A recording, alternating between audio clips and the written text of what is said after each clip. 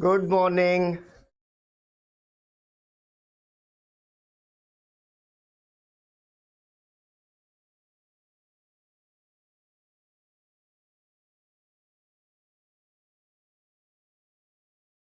Good morning, good morning.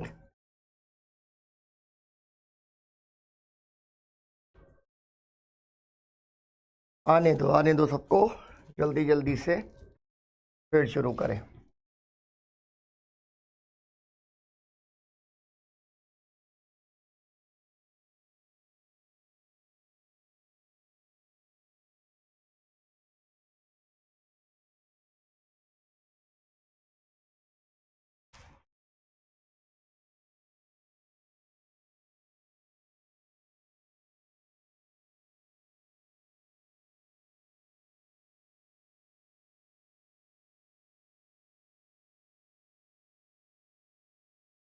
आ गए भाई।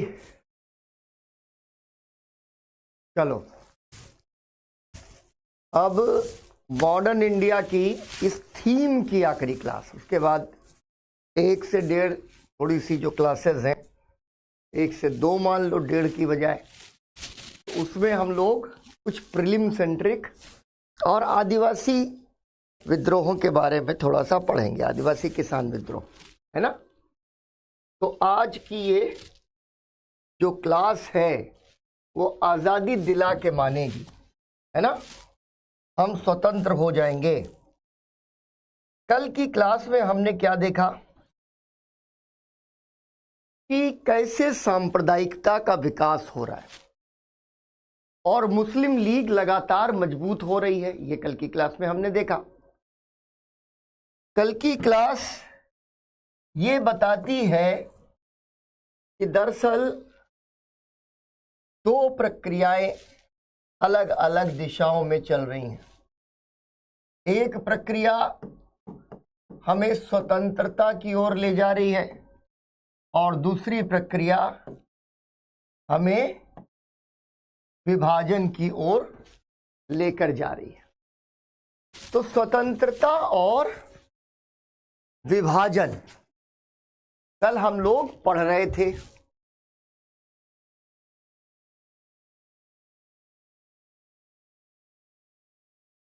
और उसी क्रम में हम लोगों ने ये देखा कि स्वतंत्रता संबंधी घटनाएं जैसे 1942 भारत छोड़ो आंदोलन, ठीक है, 1 मिनट रुको बेटा,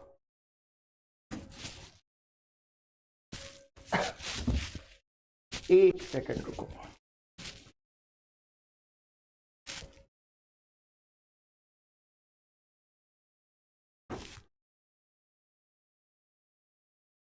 एक सेकंड आप होल्ड करना।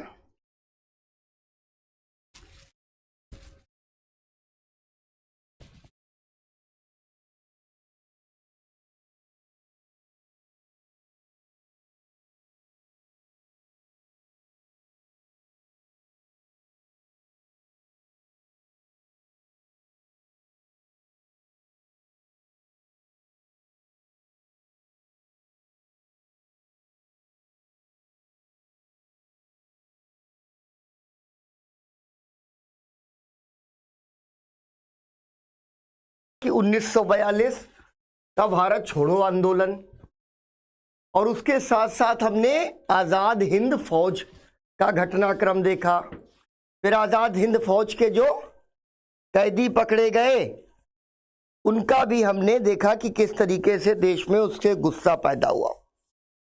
ये तो एक चीज चल रही थी। लेकिन दूसरी तरफ हमने 1937, 38, 39 और फिर लाहौर मुस्लिम लीग अधिवेशन में पाकिस्तान की डिमांड देखी। हम पहले ही क्रिप्स मिशन के बारे में पढ़ चुके हैं जब भारत छोड़ो आंदोलन के बारे में पढ़ा था, ठीक है,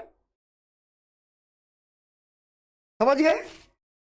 तो क्रिप्स मिशन को ठुकरा के भारत छोड़ो आंदोलन शुरू हो गया और इस घटनाक्रम का आगे का जो परिणाम है, कल हम लोगों ने 2 बातें और करी। पहली थी राजाजी फार्मूला। यानी कहीं ना कहीं ये अंदेशा हो गया था कि भैया हो ना हो पार्टीशन हो सकता है।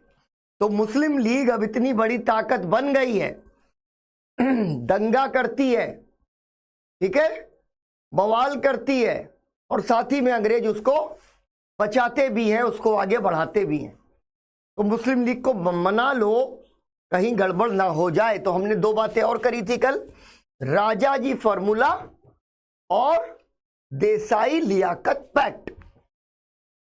देसाई लियाकत पैक्ट ने क्या किया कि भाई कोई फॉर्मूला लेके अंग्रेजों के पास जाया जाए और जो कांग्रेस के नेता जेल में बंद हैं उनको हम जो है बाहर लाएं और ये हो जाए कि भाई किसी तरीके से भारत को स्वतंत्र कराया जाए। तो इसी क्रम में कांग्रेस के नेता छोड़े जाते हैं और वायसराय है उस वक्त बेवल। तो बेवल कुछ प्रस्ताव देता है और उन प्रस्तावों पर बात करने के लिए शिमला में सम्मेलन बुलाया जाता है। ठीक है, शिमला में सम्मेलन बुलाया जाता है और यह घटनाक्रम 1945 में शुरू हो जाता है। शिमला में सम्मेलन, शिमला के बारे में तुम लोग जानते हो, आज भी होता है कि अरे सर शिमला घूमने जाएंगे। अब तो हिल स्टेशन इतने बन गए है ना, सारे हिल स्टेशन एक तरीके से अंग्रेजों ने ही, ठीक है, सारे अंग्रेजों ने ही बनाए।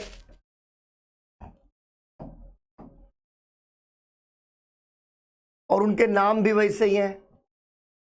कैसे नाम है? मैक्लॉडगंज, मैक्लॉड साहब हुआ करते थे, उन्होंने खोजा। डलहौजी, लॉर्ड डलहौजी ने ही खोजा उसको, है ना।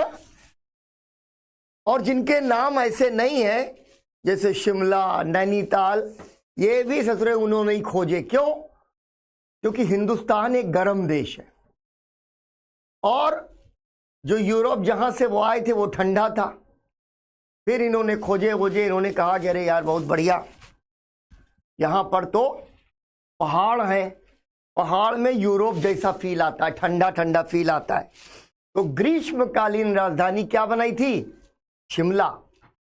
और वैसे भी अगर कोई झगड़ा हो तो झगड़ा सुलझाने के लिए क्या करना चाहिए? किसी अच्छी जगह पर जाना चाहिए ना। अगर तुम लोगों का कोई झगड़ा हो जाए, अभी तो नहीं, हो भी सकता है, तब बड़े बड़े हो गए हो, लेकिन कल को शादियां वादियां होंगी तो पत्नी के साथ अगर झगड़ा हो जाए तो झगड़े के बाद में आपको कहीं पर बहुत अच्छी जगह कैंडल लाइट डिनर करना चाहिए, है ना, जहां हल्का म्यूजिक भी बज रहा हो, थोड़ा वाइब्स हो, एम्बियंस हो। वैसे ही भाई इन्होंने कहा कि सम्मेलन होगा शिमला में। बेवल ने कुछ प्रस्ताव दिए। जाहिर सी बात है कि अब अंग्रेज ये चाहते हैं कि किसी तरीके से संवैधानिक सुधार, यानी 1945 के एक्ट से हम आगे बढ़कर कुछ और भारतीयों को दे दें, ठीक है। और संवैधानिक सुधारों पर यह चर्चा होती है। अब इसको मेरे साथ तुम लोग लिखते चलना, लिखते चलना, ठीक है। मूल रूप से जो प्रस्ताव दे रहे हैं बेवल, वो प्रस्ताव क्या है?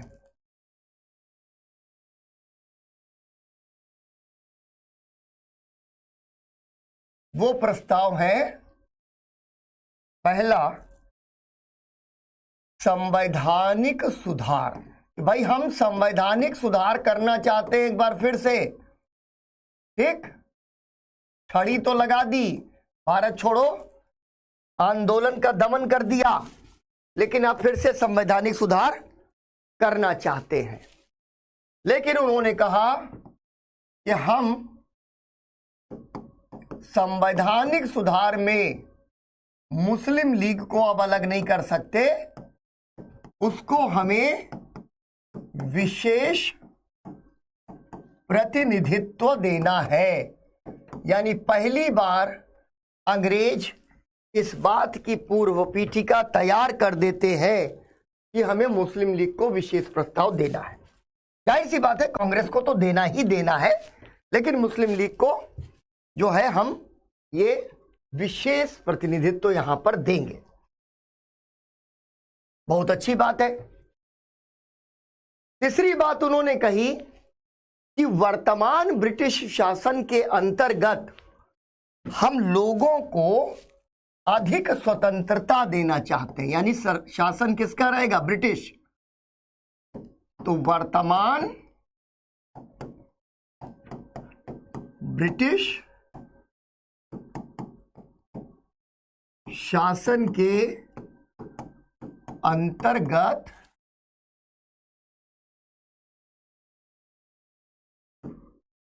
अधिक स्वतंत्रता। यानी ये स्पष्ट हो गया कि बेवल साहब ये पूर्ण स्वराज और इन सब मांगों पर कोई भी ध्यान नहीं दे रहे।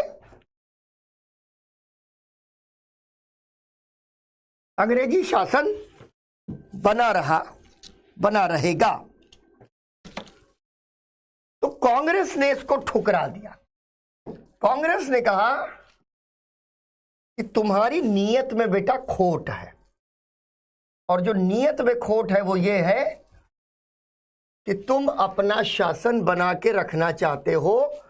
भारत छोड़ो आंदोलन हमने इसलिए नहीं शुरू किया था कि हम अधिक स्वतंत्रता हासिल करें। कांग्रेस ने कहा कि हम बात नहीं करेंगे। ठीक है, कांग्रेस की प्रतिक्रिया क्या हुई कि हम इस तरीके के किसी भी बातचीत में भाग नहीं लेने वाले हैं जहां पर आप पूर्ण स्वराज की मांग को स्वीकार ना करते हों। ठीक है, तो क्या हुआ? ऐसे लिखना मेरे साथ। कांग्रेस ने यह प्रस्ताव ठुकराए। क्या कहा कांग्रेस ने? पूर्ण स्वराज से कम कुछ भी नहीं लेंगे। अब तुम चलो बेटा यहां से, हो गया तुम्हारा काम। तीसरी चीज उसने कही कि खाली मुस्लिम लीग की क्या बात है, समान प्रतिनिधित्व करिए। ठीक है, समान प्रतिनिधित्व करिए।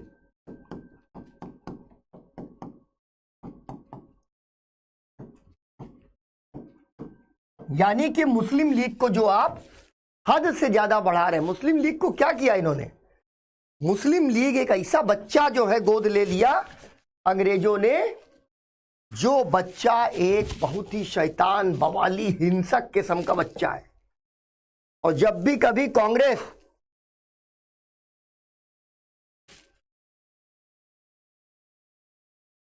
थोड़ी सी भी मजबूत होती दिखे तो मुस्लिम लीग वाला बच्चा उसके पास भेज दिया जाता है। ठीक है, तो ये अंग्रेजों का बगल बच्चा मुस्लिम लीग, तो उन्होंने कहा नहीं, हम इस बात पर राजी नहीं होंगे। खैर बवाल चलता रहा। कांग्रेस ने गतिरोध बना के रखा, लेकिन अंततः क्या हुआ? कि शिमला में सम्मेलन आयोजित हो गया। ठीक, शिमला सम्मेलन यह हुआ कि बातचीत करना है। ब्रिटिश सरकार ने हस्तक्षेप किया और फिर आखिरकार सारे नेता जाकर के शिमला में इकट्ठा हुए और जो बेवल था उसी के साथ बातचीत यहां शुरू हुई। क्योंकि अंग्रेजों की दुविधा यह है कि कांग्रेस के बिना कोई भी संवैधानिक सुधार हो या कोई भी ऐसा कदम जो अंग्रेज उठाना चाहते हैं वो सफल नहीं होगा। एक बात का ध्यान रखना है, 45 में भी अभी युद्ध चल रहा है। एक बात, युद्ध यानी विश्व युद्ध। दूसरी बात कि हिटलर और जर्मनी हार गए हैं, मुसोलिनी और इटली भी हार गए हैं, लेकिन भाई साहब जापान और जापान का सम्राट तोजो अभी नहीं हारा। अंग्रेजों की मजबूरी यह है कि भारत में जल्दी से जल्दी कुछ किया जाए, ठीक है, कुछ ना कुछ ऐसा किया जाए कि हम भारतीय नेताओं का अधिक सहयोग प्राप्त कर सकें। लेकिन ये जो शिमला सम्मेलन था, इसमें भी टोन वही रहा, यानी कि हम संवैधानिक सुधार करेंगे, लेकिन ये जो समझौता है दो तरीके का, ब्रिटेन व भारतीय पक्षों के बीच समझौता होना है। यानी यहां पर अंग्रेज कह रहे हैं कि केवल कांग्रेस से समझौता नहीं, बल्कि भारतीय पक्षों के साथ हम समझौता करेंगे। और जिस तरीके का प्रस्ताव आया था, कांग्रेस और मुस्लिम लीग को समान प्रतिनिधित्व दिया जाएगा, ठीक है, समझौता। दूसरी चीज, कांग्रेस व मुस्लिम लीग को समान प्रतिनिधित्व की बात की जा रही है। यानी कि अंग्रेज ये चाहते हैं कि विभाजन हो जाए। क्यों हो जाए, अभी इसकी भी बात हम लोग करेंगे। विभाजन हो जाए, बंटवारा हो जाए, अभी उसकी बात होगी, अभी बताएंगे। प्रियांश अभी बताएंगे बेटा, दंगे कहां हुए, कैसे हुए। सबसे पहले जो दंगे हो रहे हैं, सबसे ज्यादा यूपी में ही दंगे हो रहे हैं। जो 37, 38 और 39 वाले दंगों की हमने बात बताई थी कल की क्लास में, अभी जो है छोटा छोटा दंगा इधर उधर हो रहा है, ठीक। अब यहां पर एक मुश्किल किस बात की है कि यहां शिमला सम्मेलन के अंदर कहीं ना कहीं एक विंडो को ओपन कर दिया अंग्रेजों ने पहली बार। और वो विंडो कौन सी थी, पाकिस्तान की विंडो। कांग्रेस के नेता इस बात से बिल्कुल सहमत नहीं थे कि किसी भी परिस्थिति में पाकिस्तान बने। लेकिन जैसे होता है ना बार्गेनिंग गिमिक का मतलब क्या होता है कि हम किसी से बात करने गए, ये ध्यान रखना, बार्गेनिंग गिमिक यह होता है, मान लो किसी एक पक्ष से तुमको बात करने जाना है और तुम्हें कहना है तुम्हें चाहिए 10,000 रुपया। दो पक्ष बैठे हैं, समझौता होने वाला है, तुमको चाहिए 10,000 रुपया। तो तुम अगर 10,000 रुपया मांगोगे तो क्या होगा, क्या हुआ?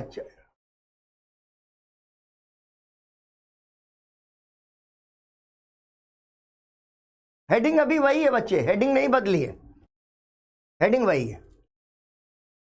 तो तुम 10,000 रुपया अगर मांगोगे तो वहां समझौता शुरू होगा, ठीक है। समझौते में हो सकता है तुमको 8,000 से संतोष करना पड़े या 7,000 से संतोष करना पड़े। इसलिए तुम कहो कि देखो भाई 10,000 रुपया चाहिए, प्लस जब भी मैं पैसा मांगू तो आपको अगली बार फिर मुझे 10,000 रुपया देना है। तो क्या होगा, तुमने डिमांड रख दी दो। एक तो पहला पैसा चाहिए 10,000 रुपया, दूसरा ये कहा कि अगली बार फिर से जब मैं पैसा मांगू या मांगूंगी तो तुमको पैसा देना पड़ेगा। अब सामने वाला प्रेशर में आ जाएगा, सामने वाला सोचेगा साला 10,000 रुपया देने तो हम तैयार थे, कहीं ना कहीं सोचा था कि 10 का हम 8 करा लेंगे, 7 करा लेंगे, लेकिन ये तो एक और डाल दिया इसने शर्त कि अगली बार पैसा मांगेंगे तो मना नहीं करोगे। अब क्या करें, बड़ा मुश्किल फंस गया है। अब जब समझौता होगा तो वो तुमसे 10,000 का 7,000 8,000 नहीं करवाएगा, वो सोचेगा कि ये दूसरी शर्त छोड़ दे, कम से कम एक शर्त मान ले 10,000 रुपया वाली, तो वो बहुत जरूरी होगी। ये क्या है, बार्गेनिंग है। ये बार्गेनिंग समझौते में चलती रहती है। तो अंग्रेज कुछ ऐसा हमेशा रखते हैं अपने साथ जिससे कांग्रेस दबी रहे। ठीक है, कांग्रेस थोड़ा सा घबराती रहे कि अरे यार ऐसा ना हो पाकिस्तान की विंडो ओपन, पाकिस्तान की विंडो ओपन। अब यहां पाकिस्तान की विंडो शिमला सम्मेलन में आकर के ओपन कर दी जाती है। ठीक है, और पहली बार विभाजन की संभावना पर विचार होता है शिमला सम्मेलन के भीतर। विभाजन की संभावना पर विचार, और कांग्रेस यहीं से उखड़ जाती है, और कांग्रेस जो है तैयार नहीं होती कि किसी भी तरीके का कोई विभाजन वगैरह यहां पर हो। ठीक है, तो एक तो ये चीज आपको ध्यान रखनी है। मुस्लिम लीग ने कहा कि विभाजन की संभावना पर विचार नहीं करो, विभाजन पर विचार करो। तो ना कांग्रेस मानी और ना ही मानी मुस्लिम लीग। दोनों तरीके से ये डेडलॉक बन गया। एक इस तरीके की परिस्थिति पैदा हो गई जहां कोई रास्ता निकलता नहीं दिख रहा था। कांग्रेस ने कहा कि ये विभाजन करने वाली बात है और हम बंटवारा नहीं होने देंगे, और मुस्लिम लीग ने कहा कि संभावना नहीं, सीधे तौर पर आपको बात करनी पड़ेगी बंटवारे की, विभाजन की। अब हम पाकिस्तान से कम कुछ भी नहीं लेंगे। अब एक छोटी चीज समझ लो, अंग्रेज फंसे कहां है, फिर वापस आएंगे। और अंग्रेज इस पाकिस्तान की चीज पर आखिर क्यों इतना इंटरेस्टेड है। अंग्रेज कभी चाहते हैं कि बंटवारा हो जाए और कभी अंग्रेज चाहते हैं कि बंटवारा टल जाए। देखो भाई, हमने आपको बताया है इशारों इशारों में, वर्ल्ड हिस्ट्री में और समझेंगे।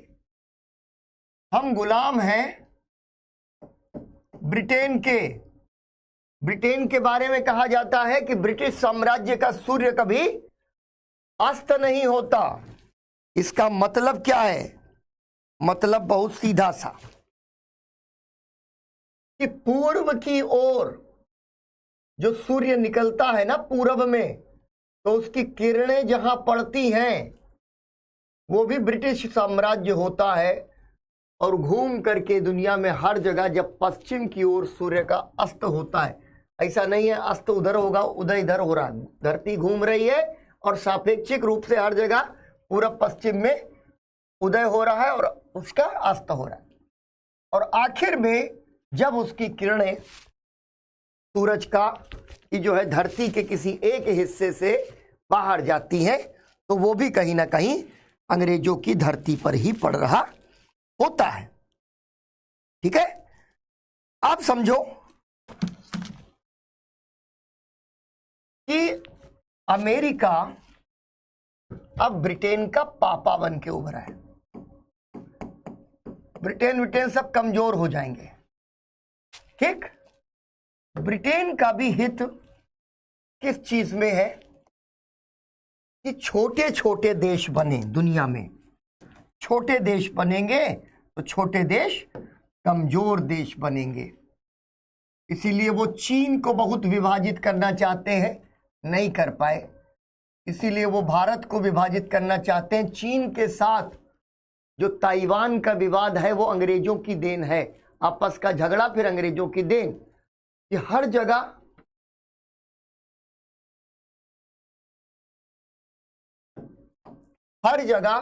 छोटे छोटे देश बने। भारत जो है वो अगर ताकतवर देश बन जाएगा, शक्तिशाली देश बन जाएगा, तो क्या होगा?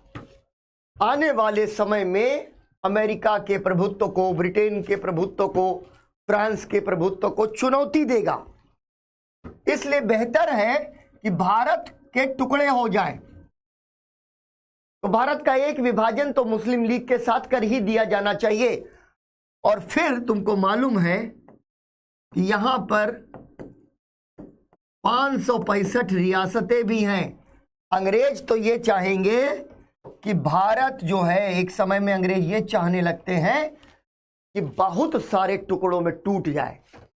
अब पता चला मैं यूपी के लखीमपुर खीरी का रहने वाला दिल्ली आना चाहूं,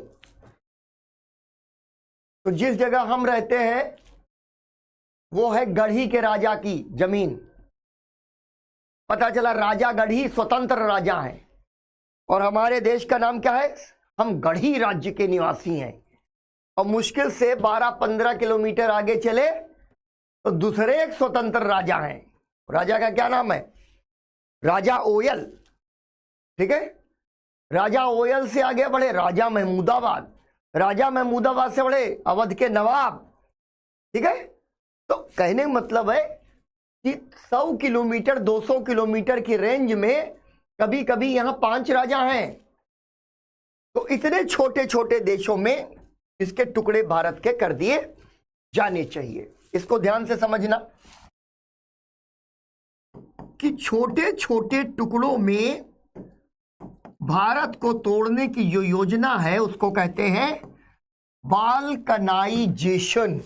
इसको तुम केवल अभी ध्यान रखना, जब हम लोग प्रथम विश्व युद्ध के बारे में पढ़ रहे होंगे। ठीक है, अगर मैं पढ़ा रहा होऊंगा तो निश्चित रूप से इसको ध्यान रखना।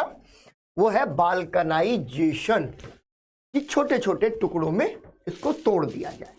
तो दरअसल पार्टीशन का प्लान क्या है? ये दूसरी चीज क्या है कि भारत का नेतृत्व तो ऐसा लग नहीं रहा कि कंट्रोल में आएगा। भारत ब्रिटेन का पिछलग्गू नहीं बनेगा, ये बात एकदम स्पष्ट है। तो कौन भारत का ब्रिटेन का पिछलग्गू बन सकता है?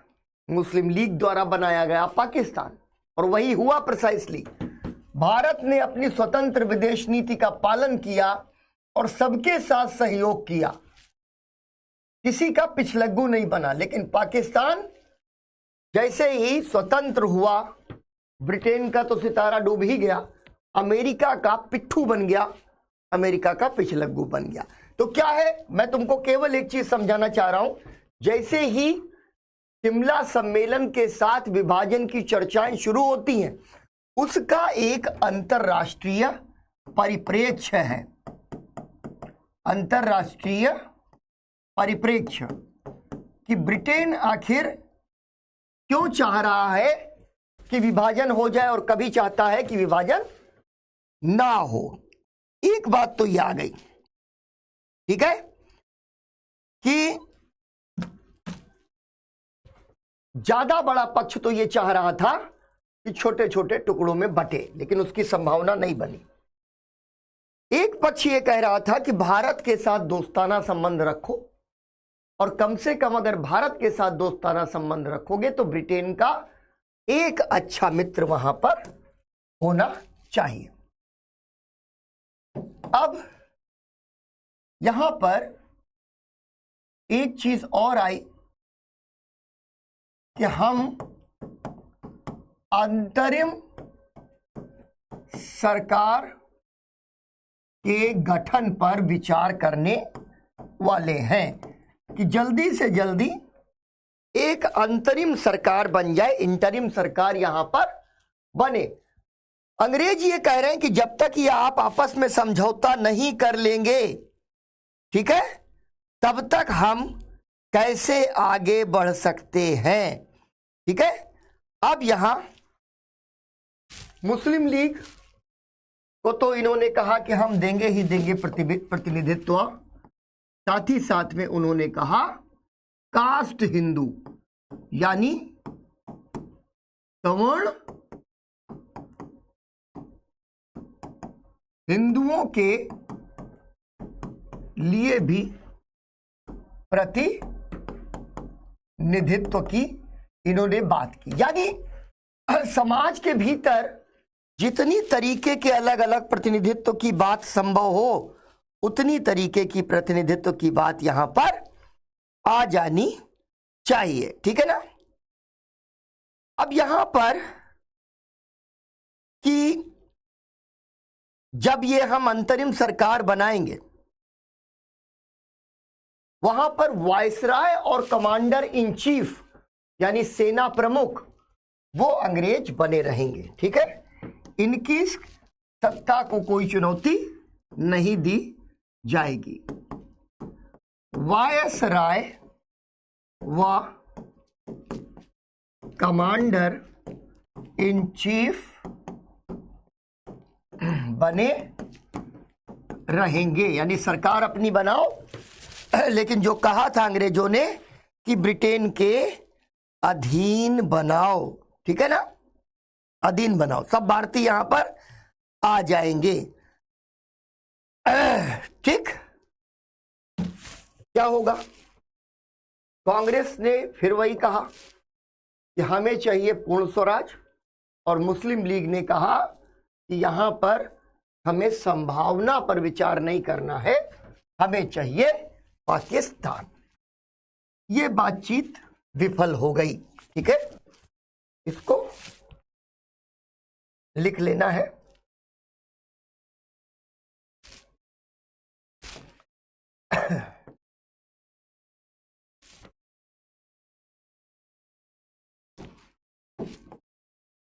वार्ता विफल हो गई।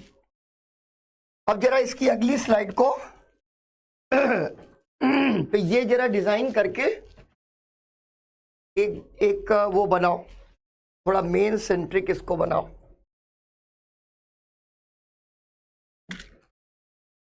लिखो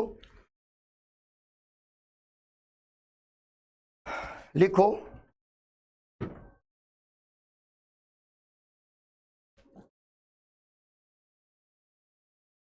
भारत छोड़ो आंदोलन के बाद भारत छोड़ो आंदोलन के बाद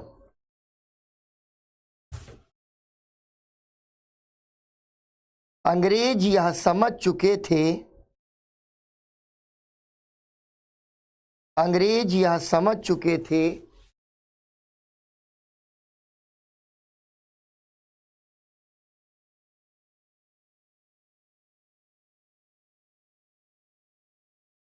कि भारत को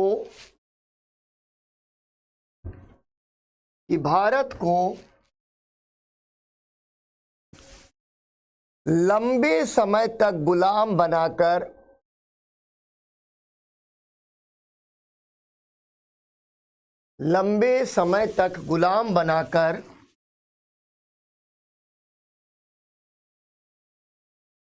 नहीं रखा जा सकता।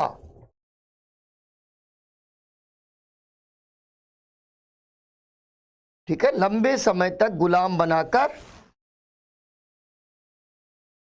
नहीं रखा जा सकता।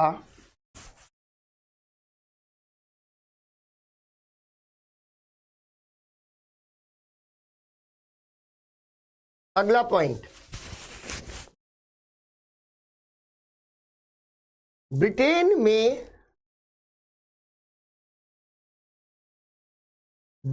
में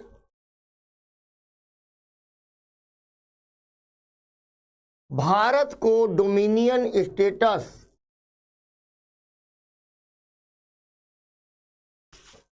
ब्रिटेन में भारत को डोमिनियन स्टेटस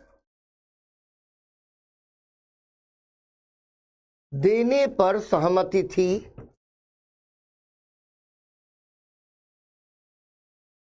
देने पर सहमति थी, पूर्ण विराम।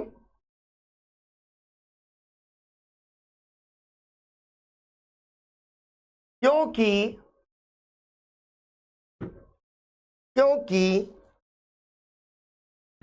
अटलांटिक चार्टर 1942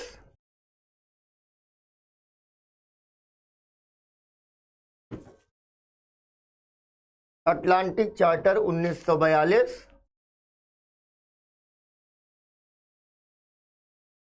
ने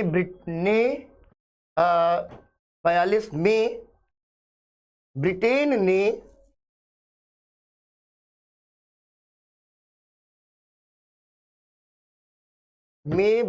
ने ऐसा करने के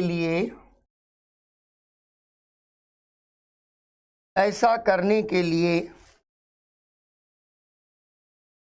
अमेरिका से वायदा किया था।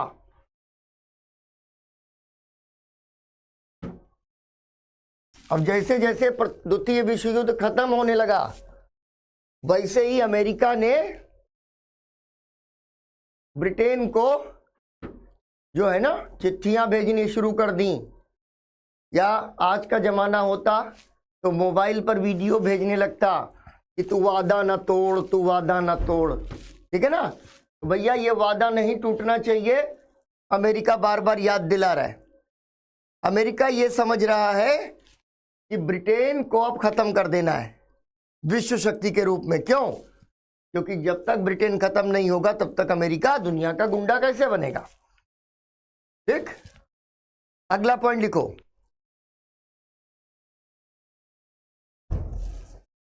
अगला पॉइंट, ब्रिटेन में डोमिनियन स्टेटस के अंतर्गत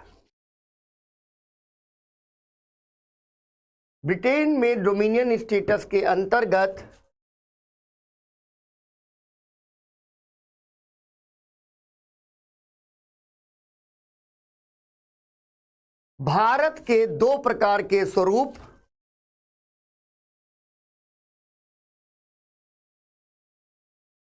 डोमिनियन स्टेटस के अंतर्गत भारत के दो प्रकार के स्वरूप संभव थे। डैश लगाना।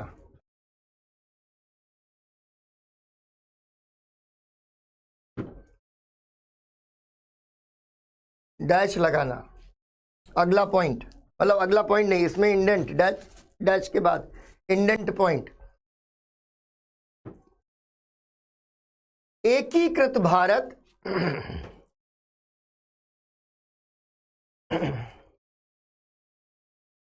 एकीकृत भारत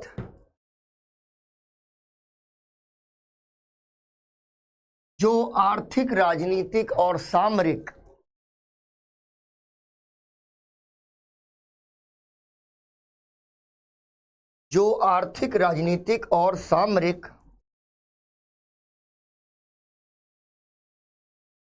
शक्ति के रूप में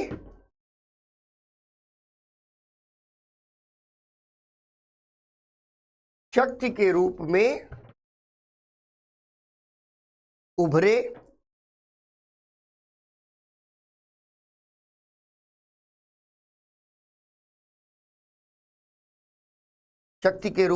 पूर्ण विराम। वो ब्रिटेन का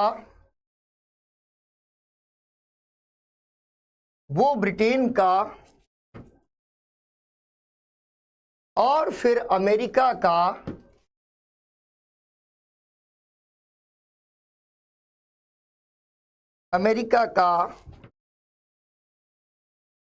विश्वस्त रणनीतिक सहयोगी बने। अमेरिका का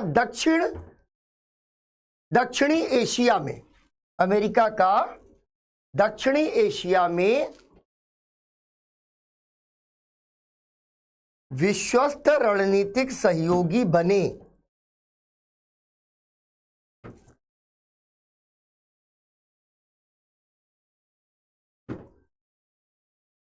इसी में आखिरी लाइन,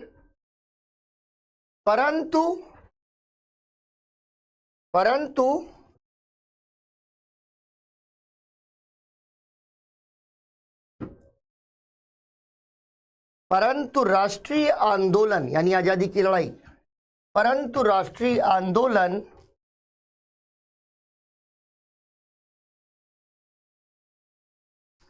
की विचारधारा को देखते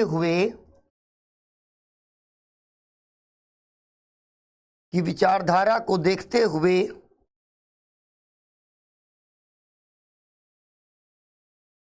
इसकी संभावना कम थी। इसकी संभावना कम थी।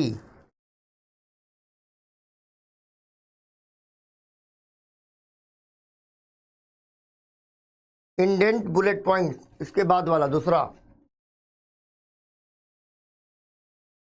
विभाजित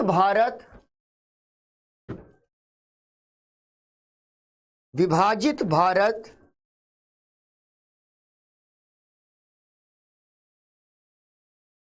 जिसका भारत और पाकिस्तान सहित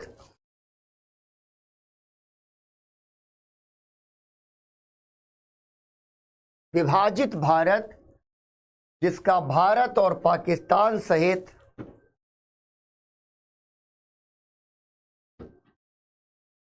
भारतीय रियासतों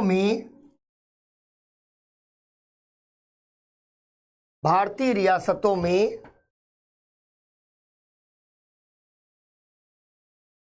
बंटवारा हो जाए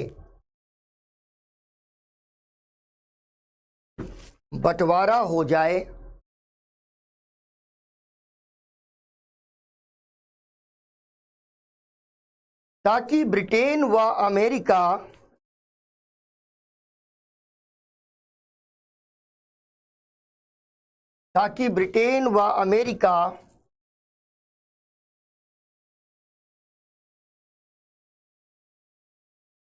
अपनी सुविधानुसार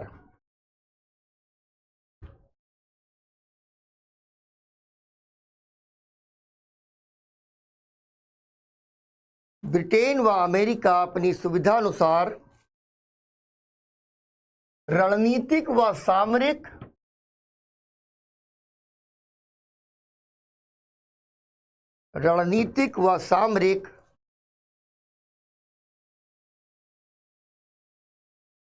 सहयोगी बना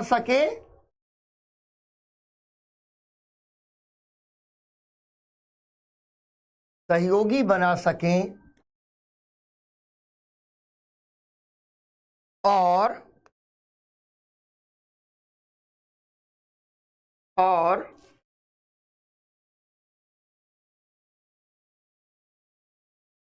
दक्षिण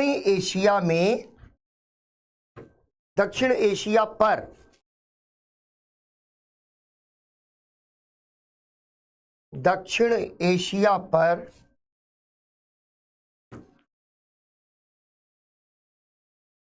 प्रभुत्व स्थापित कर सके। लेकिन देखो ब्रिटेन में क्या है,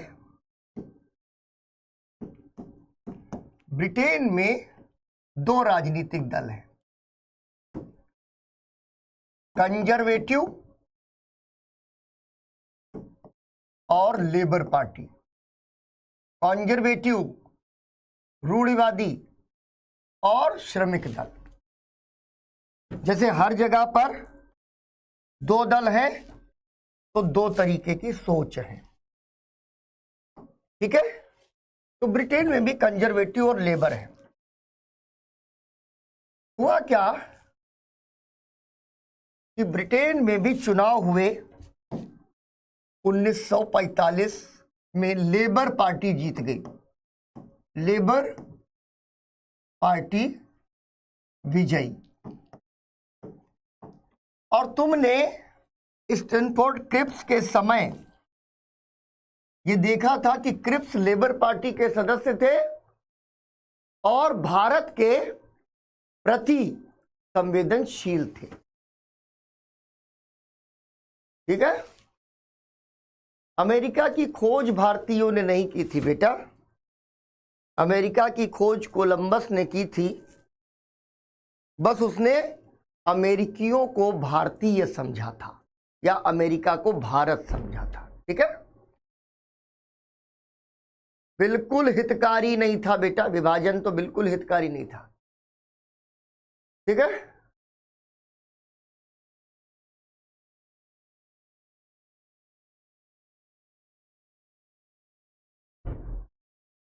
ऐसा कुछ नहीं था राहुल। नेताजी सुभाष चंद्र बोस 1945 को एक हवाई दुर्घटना में नहीं रहे, तो उनके प्रधानमंत्री बनने का कोई सीन था ही नहीं 45-47 में। ठीक है ना। वो जब हम लोग वर्ल्ड हिस्ट्री पढ़ेंगे तब पढ़ेंगे। हाँ, वर्ल्ड हिस्ट्री में इस पर बात करेंगे। तो जब लेबर पार्टी जीती तो लेबर पार्टी ने, उसकी वजह से थोड़ा उत्साह आया। तो 45 के बाद थोड़ा सा माहौल बदल गया, मौसम बदल गया। जब मौसम बदला, ठीक है, अंतरिम सरकार, मैंने बताया है बेटा, बहुत अच्छे एग्जाम्पल से तुमको समझाया है कि एक इंटरिम गवर्नमेंट बन जाए। इंटरिम गवर्नमेंट का मतलब तुम लोग स्वाधीनता संग्राम सेनानी हो, कुछ समय के लिए सोच लो, और मैं हूं अंग्रेज या ब्रिटेन। अब मैं कह रहा हूं कि तुमको मुझे सत्ता सौंपनी है, बस वायसराय और महारानी बनी रहेंगी। ठीक है, डोमिनियन स्टेटस। अब तुम्हारे अंदर का झगड़ा चल गया। ठीक है ना, अंदर का झगड़ा हो गया, दो गुट बन गए, एक कांग्रेस का एक मुस्लिम लीग का। ठीक,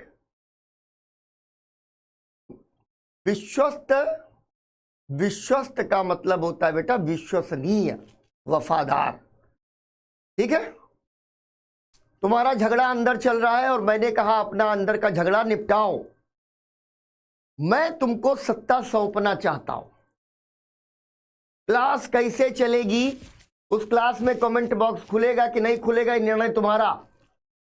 ठीक, या बंद होगा, ये निर्णय तुम्हारा। लेकिन तुम सरकार बनाओ। अभी सरकार तुम बना करके मैं अंतरिम सरकार बना दूंगा। मान लो मैंने सोनू को, संध्या को, महक को, चांदनी को, ठीक है, अवधेश को, आपस में हमसे कहो कि सर हम इतने लोग प्रतिनिधि बनेंगे, इतने लोग हम अंतरिम सरकार बनाएंगे। तो मैं कहूंगा ठीक है अंतरिम सरकार बना दो, उसके बाद ये व्यवस्था जब चल जाएगी तो चुनाव करवाना, तब पक्की सरकार बना लेना। इंटरिम यानी तत्कालिक या फौरी तौर पर या किसी इंटरवल पीरियड के दौरान बनने वाली। नहीं, इसको लिखना नहीं है। ठीक,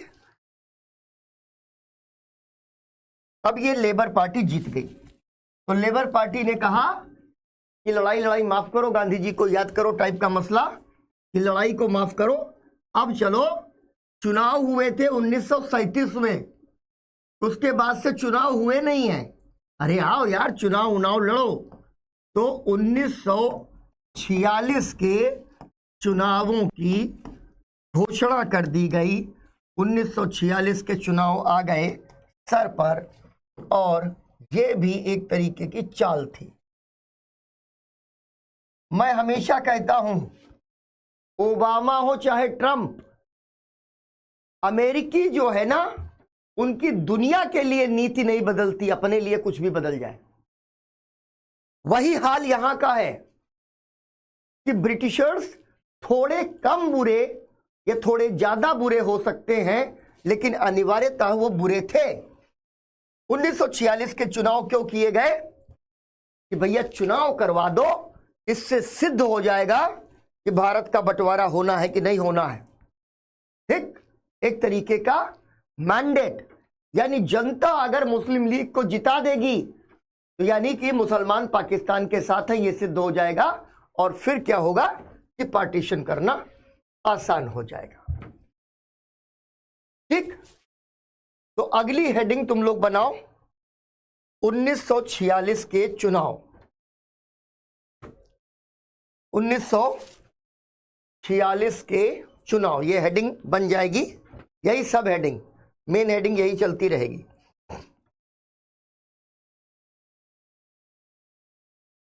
देखो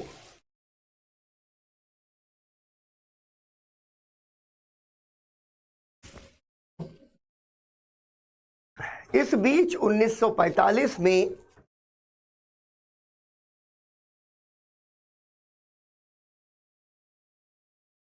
ठीक है,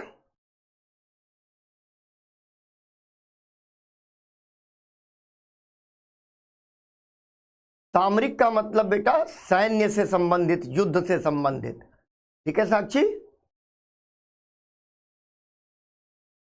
बिल्कुल सदफ, इस पर बात करेंगे वर्ल्ड हिस्ट्री में अगर मैं पढ़ाऊंगा तो। ठीक है, चलो चलो चलो चलो इसको छोड़ दो।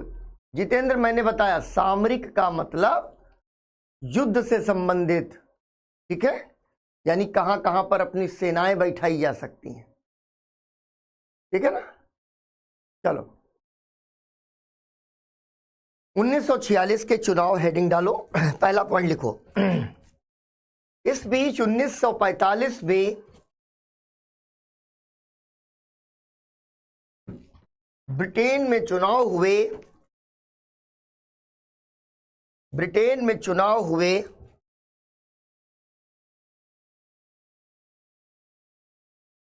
और लेबर पार्टी की जीत हुई। लेबर पार्टी की जीत हुई।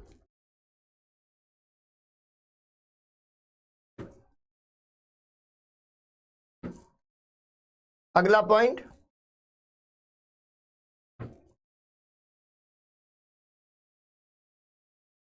अतः 1946 में, अतः 1946 में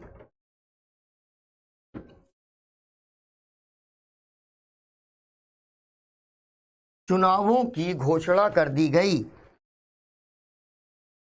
चुनावों की घोषणा कर दी गई।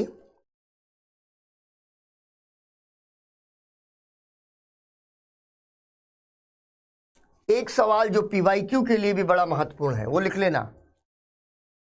यह चुनाव यह चुनाव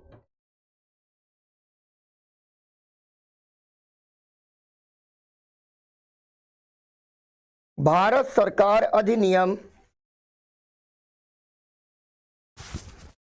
भारत सरकार अधिनियम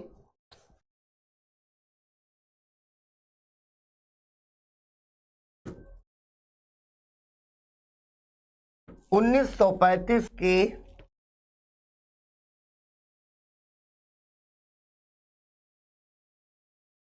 आधार पर लड़े गए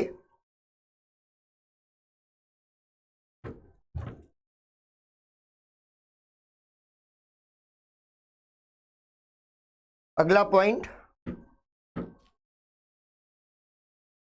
लेबर पार्टी ने घोषणा की, लेबर पार्टी ने घोषणा की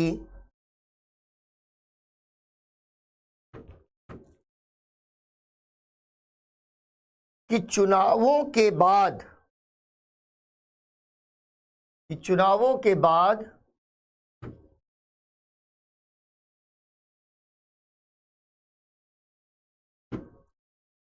एक कार्यकारी परिषद,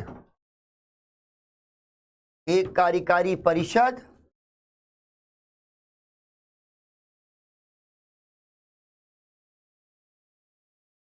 और संविधान सभा का गठन, और संविधान सभा का गठन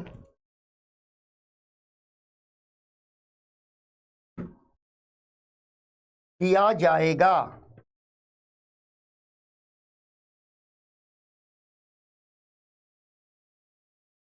अगला पॉइंट,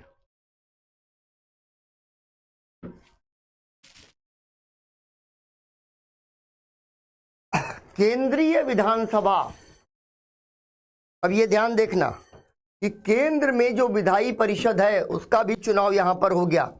पॉइंटर के तौर पर लिखना है, केंद्रीय विधानसभा चुनावों में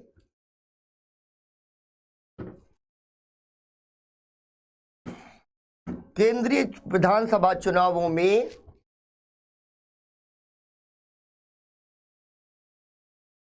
कुल 102 सीटों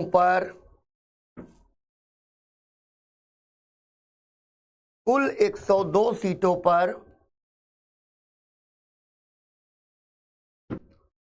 चुनाव संपन्न हुए।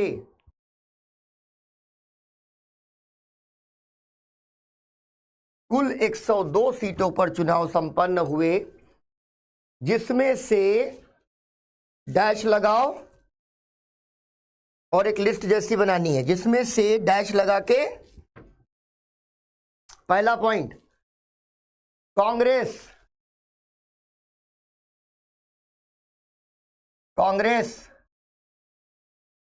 57 सीट, ऐसे लिखना 57 सीट।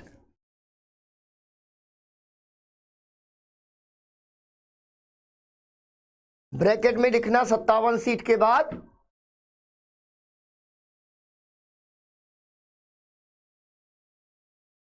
सामान्य सीटों पर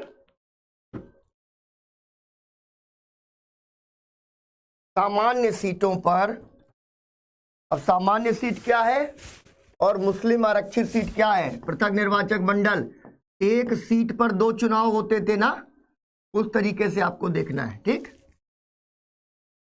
सामान्य सीटों पर भारी जीत,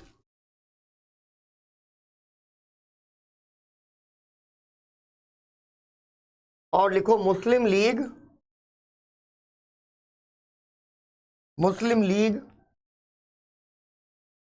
30 सीट,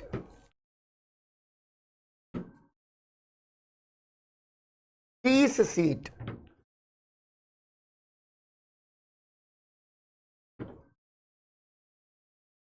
ब्रैकेट में मुस्लिम आरक्षित सीटों पर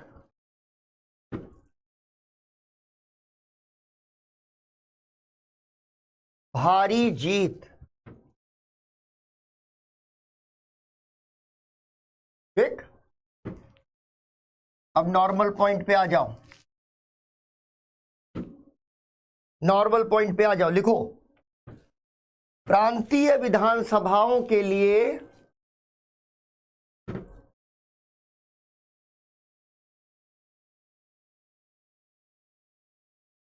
नहीं बेटा, साउथ इंडिया में दंगे नहीं हुए, अभी बात करेंगे उस पर, ठीक है। प्रांतीय विधानसभाओं के लिए कुल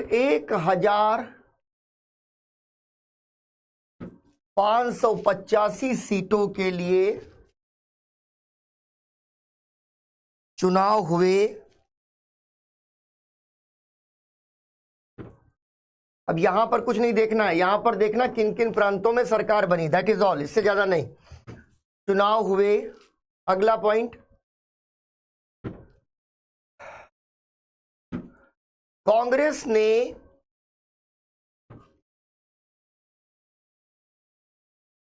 ने मद्रास, बंबई,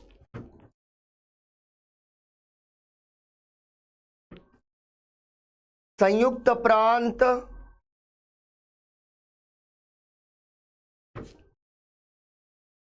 बिहार,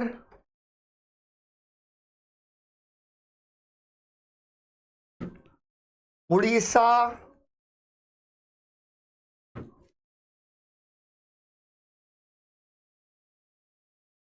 मध्य प्रांत,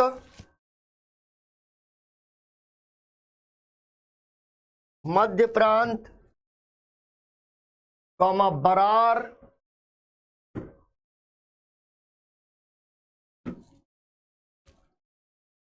और पश्चिमोत्तर सीमा प्रांत में सरकारें बनाई। अब इसको बिल्कुल भी याद करने की जरूरत नहीं रहेगी। मध्य प्रांत, बरार, और पश्चिमोत्तर सीमा प्रांत में सरकारें बनाई। याद करने की जरूरत क्यों नहीं रहेगी, क्योंकि सवाल जब भी बनेगा तो अगले पॉइंट से बनेगा और तुमको वो याद करा दूंगा मैं अभी आज की क्लास में ही। मुस्लिम लीग ने, अगला पॉइंट है, मुस्लिम लीग ने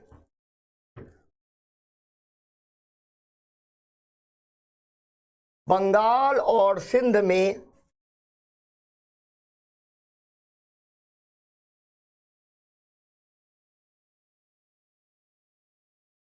सरकार बनाई। पंजाब में क्या हुआ, यूनियनिस्ट पार्टी की सरकार बन गई। पहले उसको अकाली मुस्लिम लीग ने एक सरकार बनाई, वो गिर गई, और अंत में यूनियनिस्ट और कांग्रेस का थोड़ा सा समर्थन। उस कहानी में जाना ही नहीं है, क्योंकि मैं कहता हूं हमेशा कि कहानियों में उलझोगे तो कुछ भी हासिल नहीं होगा। ठीक है, अब देखो मसला कहां पर फंसा हुआ है। ये चुनाव तो हो गए, अब चुनाव में एक ही सीमा का ध्यान रखना है।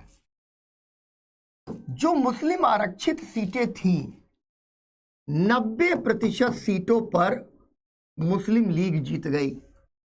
कई बार कहा जाता है कि मुस्लिम सीटों पर मुस्लिम लीग जीती, इसका मतलब है कि मुसलमान पाकिस्तान चाहते थे।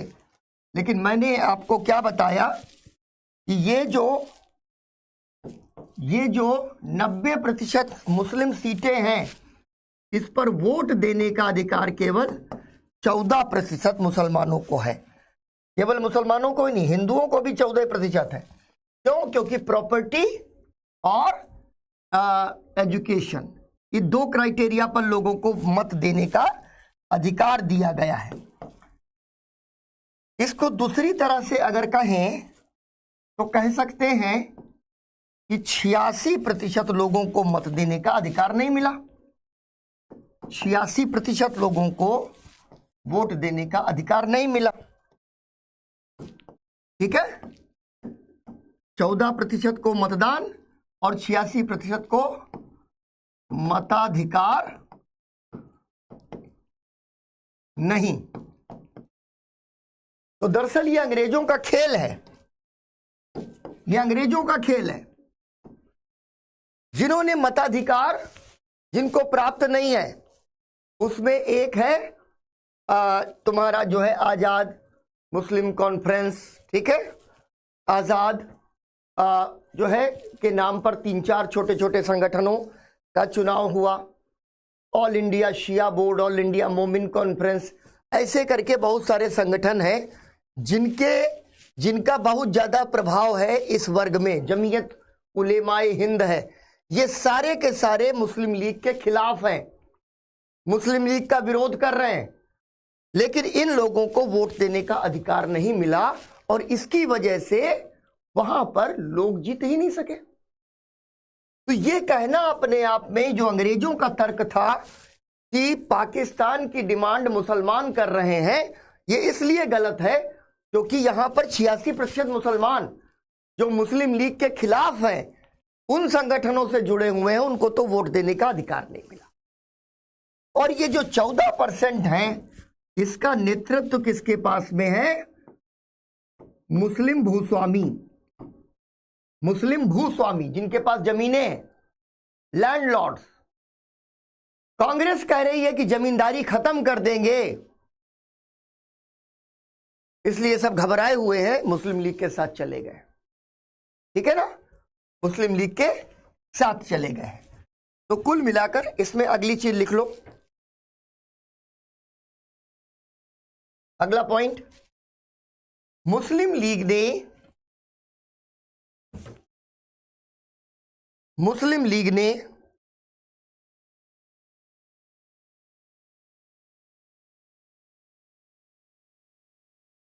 1946 के चुनावों में 1946 के चुनावों में लगभग 90%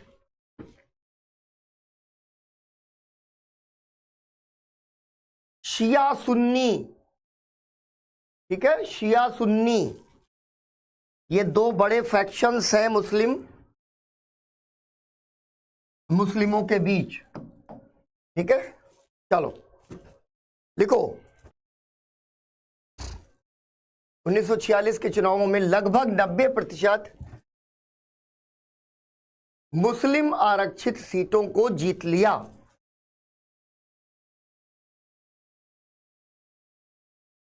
मुस्लिम आरक्षित सीटों को जीत लिया।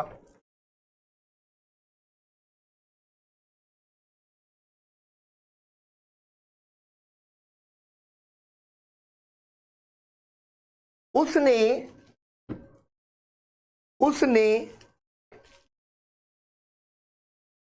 पाकिस्तान की मांग को सही ठहराने के लिए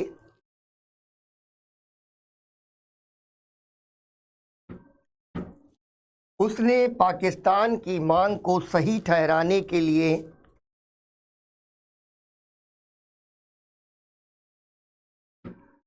इन चुनाव परिणामों का सहारा लिया। इन चुनाव परिणामों का सहारा लिया।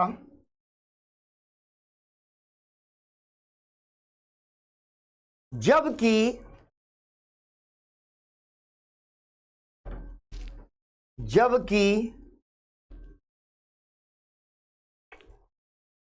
इन चुनावों में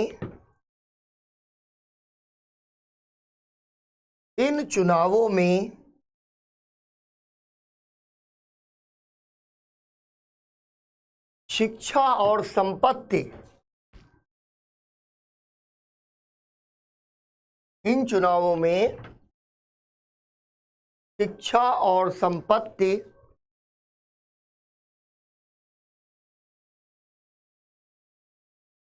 के आधार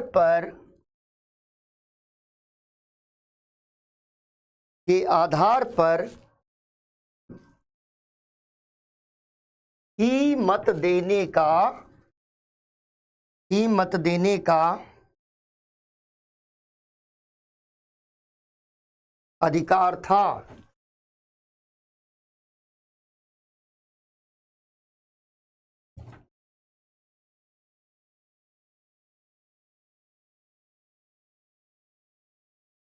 इसलिए कुल 14% लोग ही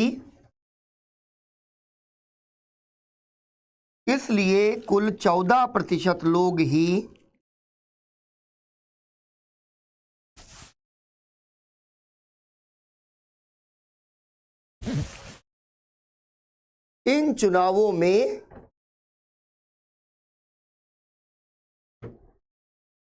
चुनावों में अपना मत दे सके।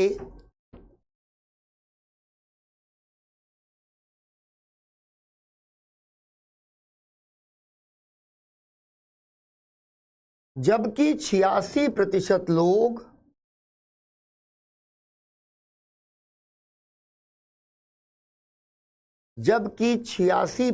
लोग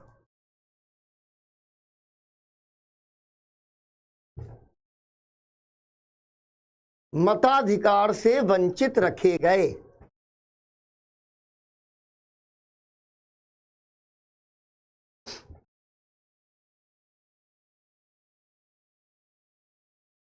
एक अगला पॉइंट लिखो।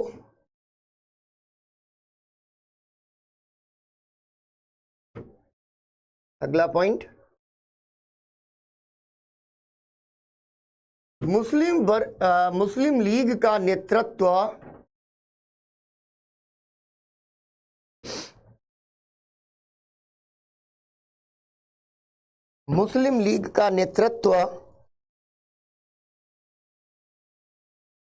कुछ उच्च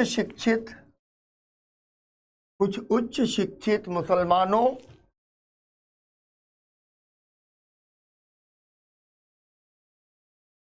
और भूस्वामियों के पास था। भूस्वामी जिनके पास खूब जमीनें हैं, जमींदार, भूस्वामियों के पास था।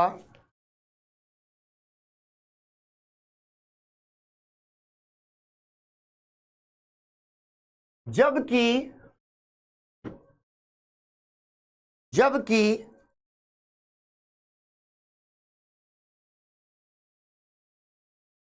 मताधिकार से वंचित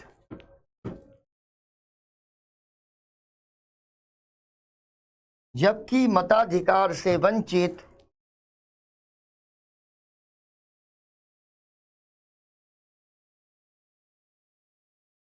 मुस्लिमों पर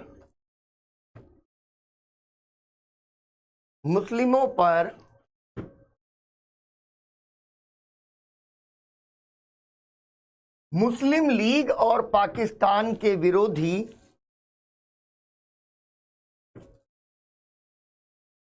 मुस्लिम लीग और पाकिस्तान के विरोधी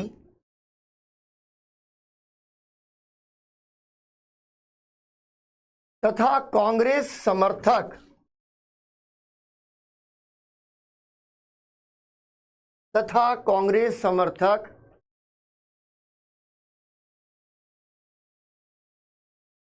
मुस्लिम संगठनों का प्रभाव था। ठीक है, मुस्लिम संगठनों का प्रभाव था। आप समझ रहे हो, अगर अंग्रेज सबको जो है वोट डालने का अधिकार दे देते तो कहानी यहां भी कुछ और हो जाती। इसलिए अंग्रेजों ने जानबूझ करके मताधिकार को प्रॉपर्टीड क्लासेस यानी संपत्ति रखने वाले अधिकारों के लोगों में ही सुरक्षित रखा, क्योंकि ये लोग सब मुस्लिम लीग के साथ हैं। अब देखो कहानी और आगे बढ़ गई और अब कहानी अंत की ओर आ गई। कैबिनेट का मतलब क्या होता है? मंत्रिमंडल। अब अंततः 1946 में ब्रिटेन ने भारत में भेज दिया एक मिशन जिसको कहते हैं कैबिनेट मिशन। इसमें ब्रिटिश कैबिनेट के मंत्री हुआ करते थे। इस कैबिनेट मिशन ने साफ साफ कहा कि हमारा उद्देश्य भारतीय स्वतंत्रता के लिए रास्ता तय करना है, रास्ता निकालना है। तो पहली चीज क्या हुई कि आखिरकार आपने ये स्वीकार किया कि पहली बार कि कैबिनेट मिशन का जो उद्देश्य है वो भारतीय स्वतंत्रता का रास्ता तय करना या रास्ता निकालना।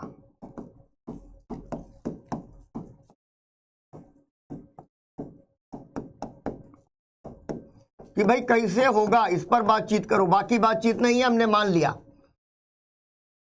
स्वतंत्रता को हमने मान लिया। दूसरी चीज उसने क्या कहा कि हम चाहते हैं कि भारतीय स्वतंत्रता हो और साथ ही साथ में संविधान सभा बनाई जाए। ठीक है, संविधान सभा का निर्माण किया जाए। ये दो उद्देश्य इन्होंने अपने व्यक्त किए कि हम इस उद्देश्य से भारत में एक कैबिनेट मिशन भेज रहे हैं और इस कैबिनेट मिशन से आप बातचीत करके ये तय करिए कि कैसे आगे बढ़ा जाए। ये उद्देश्य हो गया इसका। ठीक है, अब यहां इस पूरे मामले में जो सबसे महत्वपूर्ण बात आपको ध्यान रखनी है, इन्होंने एक नया रास्ता दे दिया। रास्ता क्या है? इन्होंने कहा कि हम एक संघीय प्रणाली का निर्माण करेंगे। ध्यान से सुनना इसको, तुम लोग चैटिंग बहुत करते हो, सुन नहीं पाते हो, जब तक समझोगे नहीं, ठीक है, तब तक कुछ भी पढ़ने का मतलब नहीं है। और इस संघीय व्यवस्था में इन्होंने कहा कि हम भारतीय जो प्रांत हैं उनको 3 श्रेणियों में विभाजित करेंगे। उनको 3 श्रेणियों में हम विभाजित कर देंगे। ठीक है, तो संघीय प्रणाली और संघीय प्रणाली के अंदर ये 3 श्रेणियां बना दी गई।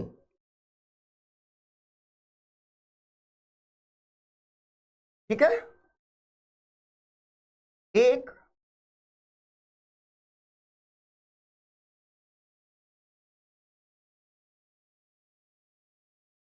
दो और तीन। ठीक है, ए बी और सी, इसको ध्यान से समझना, यहीं से छोटा सा सवाल आ जाएगा प्रीलिम्स में कंफ्यूज करके, और तुम कहोगे सर ये वाला गलत करके आए, और उसके बाद जो मैंने बार बार कहा है ऐसे सवाल गलत करके आओगे तो फिर गड़बड़ हो जाएगी। ठीक है ना। श्रेणी ए क्या बनाई? हिंदू बहुल प्रांत। हिंदू बहुल प्रांत, जहां पर हिंदू बहुत है उसमें उन्होंने कहा कि मद्रास में हिंदू बहुत है। ठीक है, बंबई में हिंदू बहुत है, संयुक्त प्रांत में हिंदू बहुत है, मध्य प्रांत में हिंदू बहुत है। अभी तुम देखना इसके बीच से खेल निकलेगा। नक्शे के ऊपर जैसे ही जाओगे वैसे तुमको लगेगा कि अरे ये तो पूरा खेल है। फिर बिहार में हिंदू बहुत है और उड़ीसा में हिंदू बहुत है।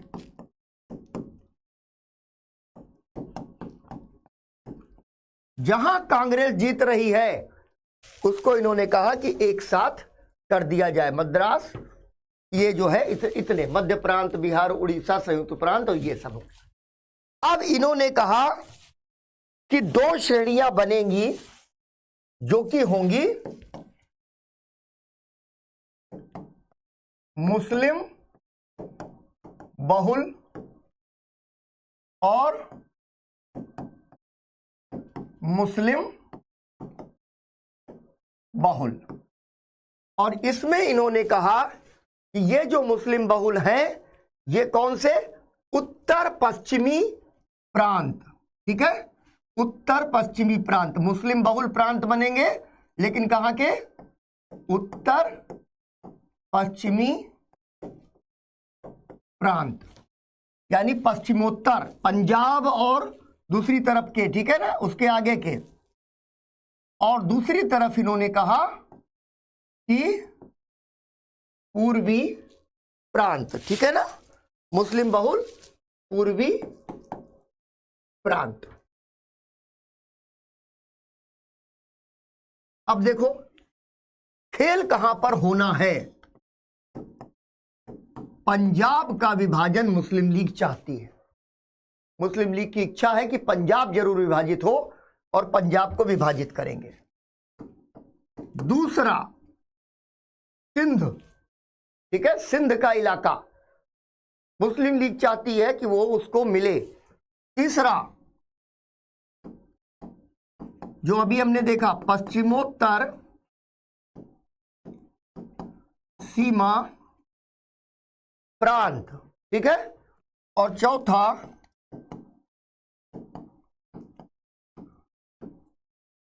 बलूचिस्तान। पूरब में तुमको याद होगा 1905 से अंग्रेज विभाजित करना चाहते हैं एक प्रांत को, जो ही बंगाल है, और दूसरा प्रांत जो विभाजित करना चाहते हैं वो आसाम है। इन्होंने कहा कि ए, बी और सी ये तीन ग्रुपिंग्स हैं, तीन श्रेणियां हैं, तो ये श्रेणियों की व्यवस्था बना दी गई। ये मेरे साथ तुमको बनाना है, ये मेरे साथ ही तुमको ड्रॉ करना है। ठीक है, तो ये क्या हुआ? संघीय प्रणाली बनाने के लिए तीन ग्रुप्स बना दिए गए। इनको कहा गया ग्रुपिंग सिस्टम। और इस ग्रुपिंग सिस्टम में यह कहा गया कि भाई संविधान बनाने के पहले आप अपने लिए पृथक व्यवस्था कर लें, यानी संविधान आप कैसा बनाना चाहते हैं। हिंदू बहुल प्रांत एक साथ बैठ जाएं, मुस्लिम बहुल प्रांत एक साथ बैठ जाएं, और मुस्लिम बहुल प्रांत तीसरी कैटेगरी एक साथ बन जाए। ठीक है, इसको लिख लो, उसके बाद आगे बढ़ेंगे।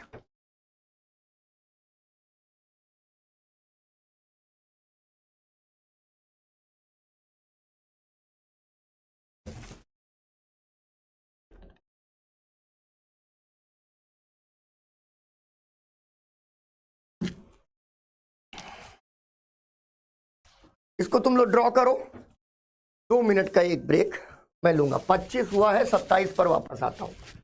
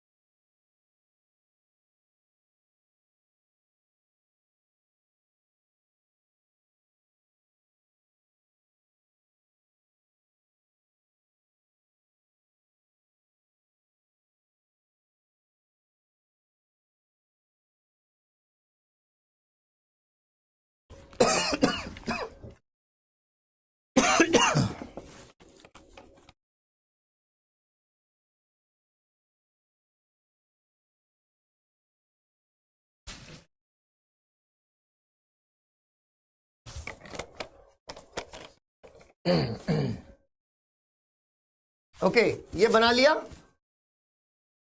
अब देखो यहां पर इन्होंने कहा कैबिनेट मिशन की पूरी बातचीत का लब्बो लुबाब क्या है, यानी उसका सार क्या है। भारत कैसा होगा, एक संघ रहेगा, ठीक है, एक संघीय व्यवस्था। इसका मतलब क्या था कि कम से कम एक व्यवहारिक तौर पर लेबर पार्टी की सरकार ने कहा कि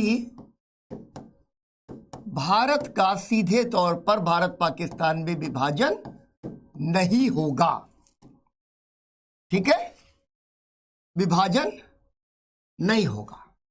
लेकिन साथ ही उसने कहा कि जो संविधान बनेगा, तो चूंकि मुसलमानों को बहुत, मुस्लिम लीग को दिक्कत है, तो संविधान जो है 2 स्तर पे बन जाएगा, ठीक है। संविधान के लिए क्या होगा, इस संविधान जो है वो समूहों के लिए बनेगा, ठीक है ना। एक संविधान बन गया, संघीय संविधान बन जाएगा, लेकिन संविधान जो है वो एक बन जाएगा केंद्र के लिए सहमति से, और एक बन जाएगा समूहों के लिए, यानी ए का अपना, बी का अपना, सी का अपना, ग्रुपिंग्स को उसने कहा कि कॉन्स्टिट्यूशन बनाने के लिए हम ले आएंगे। अब होगा क्या भाई, अब होगा क्या कि कांग्रेस कहेगी कि हम इसको स्वीकार करते हैं, इस योजना को, क्योंकि कम से कम भारतीय स्वतंत्रता का रास्ता निकालने आए हो, हम आपका सहयोग करेंगे, संविधान सभा का निर्माण भी करेंगे। लेकिन उसने कहा कि मुस्लिम लीग को हम अधिक प्रतिनिधित्व देने की मांग पर सहमत नहीं है। लेकिन मुस्लिम लीग ने तो पूरे के पूरे इस जो है कैबिनेट प्रपोजल को ही खारिज कर दिया। क्यों खारिज कर दिया? क्योंकि उसने कहा कि इसने हमें पाकिस्तान वाली जो मांग है वो तो इसमें कहीं है ही नहीं। आप हमें अगर पाकिस्तान नहीं देंगे तो हम कैबिनेट मिशन के जो है से सहमत नहीं है। ठीक है ना? तो जरा लिखो, वो जो बनाया है उसके नीचे लिखो।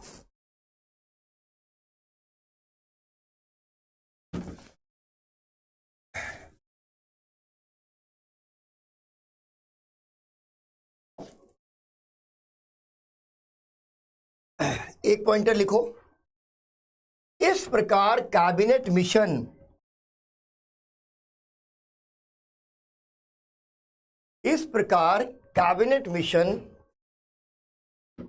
ने दो बातें स्पष्ट कर दी। कैबिनेट मिशन ने दो बातें स्पष्ट कर दी। ठीक है?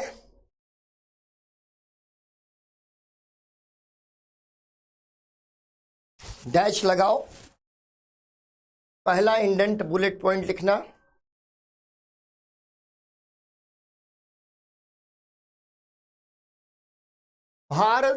भारत एक संघीय व्यवस्था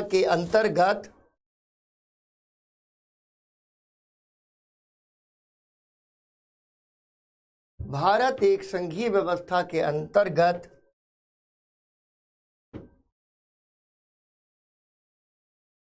रहेगा और विभाजित नहीं होगा।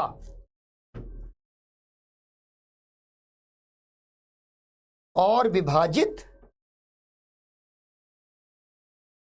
नहीं होगा। दूसरा,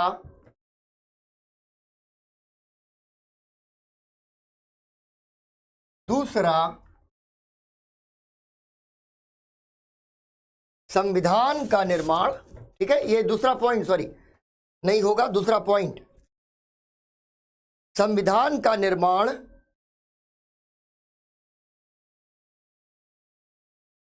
दो स्तरों पर किया जाएगा।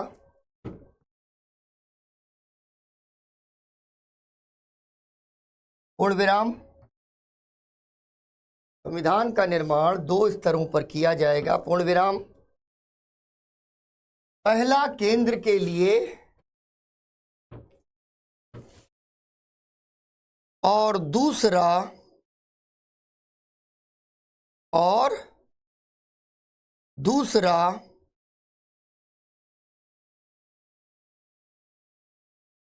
समूहों के लिए। दूसरा समूहों के लिए।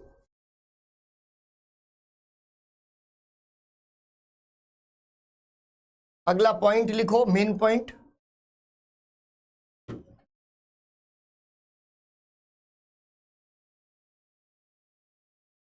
कांग्रेस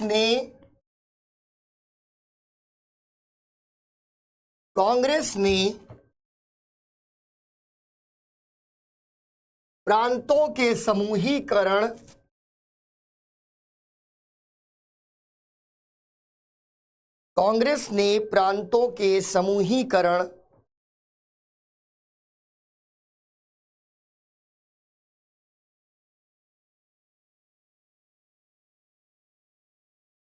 पर आपत्ति जताने के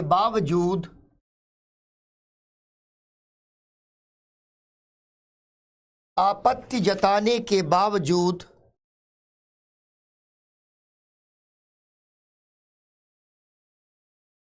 कैबिनेट मिशन प्लान को स्वीकार कर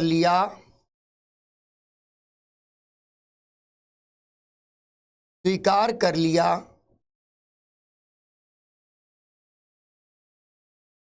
पूर्ण विराम। इस प्रकार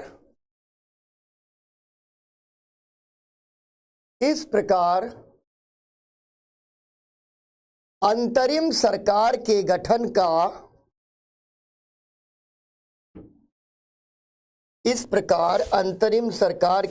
का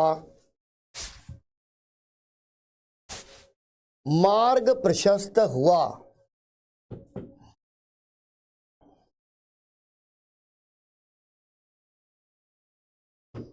इसी में लिखना, परंतु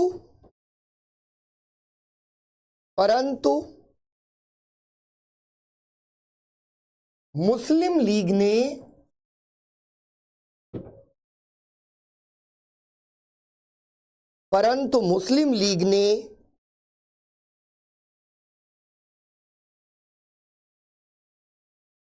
पाकिस्तान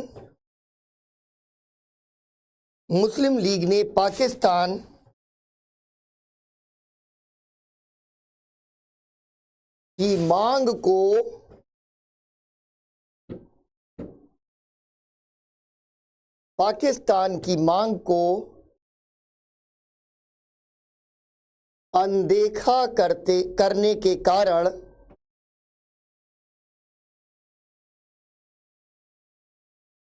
मुस्लिम लीग ने पाकिस्तान की मांग को अनदेखा करने के कारण इसे अस्वीकार कर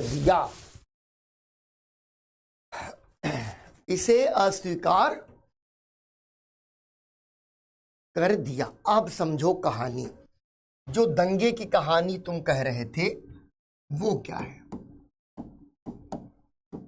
डायरेक्ट एक्शन डे या सीधी कार्यवाही दिवस। ठीक है, ये जिन्ना नाम का आदमी ना, तुम लोगों में से किसी ने सवाल पूछा था कि जिन्ना को मनाया जा सकता है। जो आदमी झूठा, फरेबी, मक्कार, ठीक है, झूठा यानी जान रहा हो कि सच क्या है लेकिन झूठ बोले, फरेब करने वाला, धोखा देने वाला, जिसको पता हो कि धर्म क्या है लेकिन अधर्म की ओर जाए, और मक्कार यानी कि वो जान रहा है कि सही क्या है लेकिन गलत करता रहे, वो सबसे खतरनाक है। कहा जाता है कि अज्ञानता से अधिक खतरनाक, मतलब कोई आदमी नहीं जानता, वो गलती कर रहा, कोई बात नहीं, लेकिन जानबूझकर की गई जो है अज्ञान कार्यवाही, वो ज्यादा खतरनाक होती है ना, कि हम जान रहे हैं गड़बड़ है लेकिन हम करेंगे। क्यों? क्योंकि हम पापी हैं। जिन्ना दरअसल पापी है। ठीक है ना, स्ट्रॉन्ग वर्ड्स यही है हमारे। क्या हुआ? सीधी कार्यवाही दिवस 16 अगस्त 1946। जिन्ना ने कहा कि लड़के लेंगे पाकिस्तान, लेके रहेंगे पाकिस्तान। तो कहा सीधी कार्यवाही करो, और सीधी कार्यवाही मुस्लिम लीग के लोगों ने की, और बंगाल में उनकी सरकार है। ठीक है, सोहरावर्दी उसके मुख्यमंत्री हैं, अभी लिखवाया तुमको। और बंगाल में मुस्लिम लीग सरकार, इसको ऐसे ही ड्रॉ कर लो, इसमें इससे ज्यादा कुछ नहीं है। मुस्लिम लीग की सरकार है। मेरे साथ ही इसको लिखो, मुस्लिम लीग की सरकार, और सोहरावर्दी प्रधानमंत्री हैं। अब तुम कहोगे सर प्रधानमंत्री क्या है? अरे यार यही मुख्यमंत्री है, लेकिन इसको प्रधानमंत्री कह रहे हैं उस समय तक। ठीक है, यानी बंगाल के मुख्यमंत्री हैं। एक दिन के अंदर मुस्लिम लीग के लोगों ने सड़कों पर खुलेआम दंगा करना शुरू कर दिया, और चुन चुन के हिंदुओं को जो है निशाना बनाया गया। कहा जाता है कि तकरीबन 3 दिन के अंदर 5000 लोग मार दिए गए। ठीक है, 5000 लोग मार दिए गए। ठीक, ये मुस्लिम लीग ने कार्यवाही कर दी। यही थी इसकी सीधी कार्यवाही। और इस सीधी कार्यवाही के चलते क्या हुआ, कलकत्ता में भीषण, नहीं भीषण ऐसे नहीं लिखा जाता यार, क्या पढ़े लिखे आदमी, भीषण गलत लिख दिया। देखो जिन्ना विन्ना के बारे में ज्यादा पढ़ो ना, सांप्रदायिकता के बारे में, तो यही गड़बड़ हो जाती, खुद भी अनपढ़ हो जाओ। कलकत्ता में भीषण नरसंहार हो गया 16 अगस्त के बाद, सीधी कार्यवाही दिवस में। अब जिन्ना को लगा कि कैबिनेट मिशन के अंदर प्लान हो गया खारिज, ठीक है बेटा, जागृति ये हम लोग वर्ल्ड हिस्ट्री में पढ़ेंगे, ठीक है।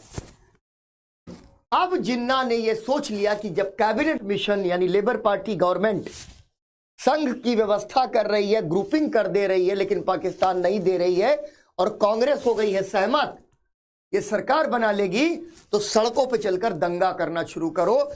इतनी बड़े स्तर पर पहली बार सुनियोजित दंगा और किसी राजनीतिक दल के द्वारा पहली बार हुआ है 16 अगस्त 1946 को।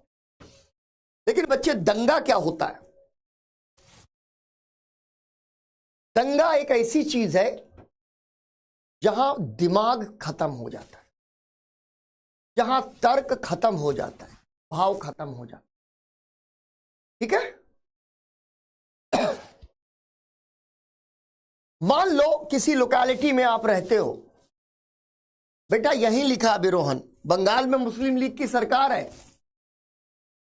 दंगा भड़काने के लिए सबसे ज्यादा सोहरावर्दी हैं, ठीक है, सोहरावर्दी हैं। अरे देर में अभी आजाद होगा, आधा घंटा में आजाद हो जाएगा, विनय काहे परेशान? बताओ पूजा, पूजा अपना सवाल लिखो बेटा। कल नहीं बेटा शिवानी, परसों लास्ट क्लास होगी मॉडर्न इंडिया की, उसके बाद एक दिन फिर डाउट सेशन वगैरह आपका होगा।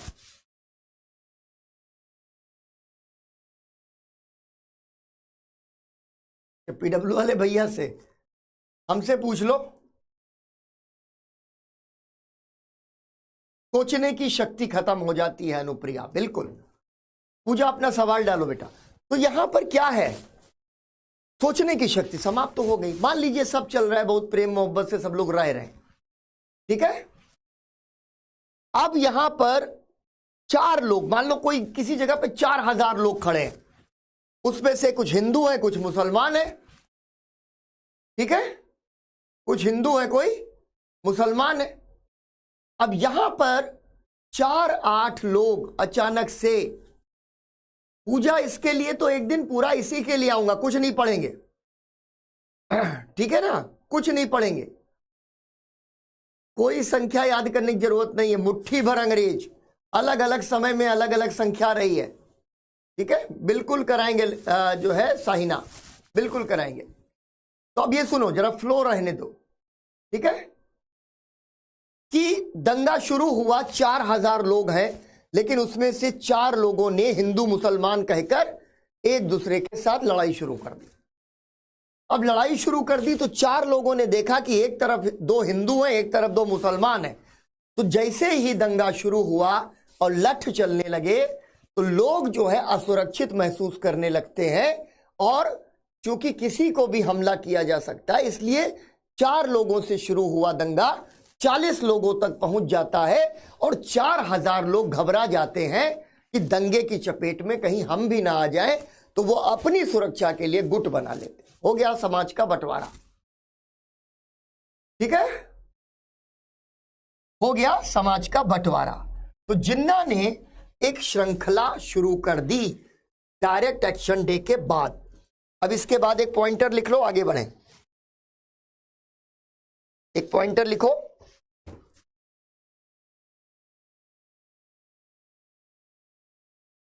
Direct action day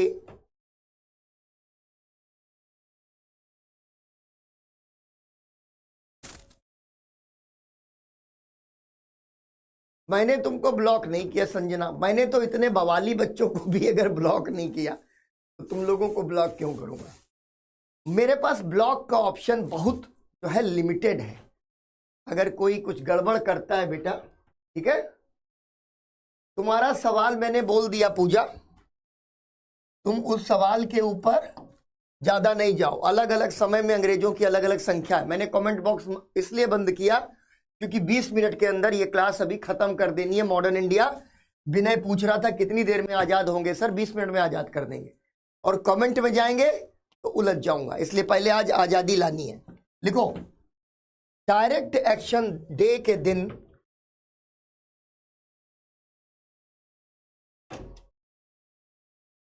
direct action day के दिन मुस्लिम लीग ने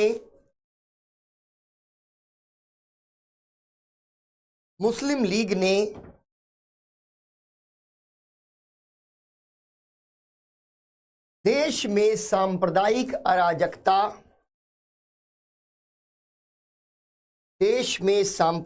अराजकता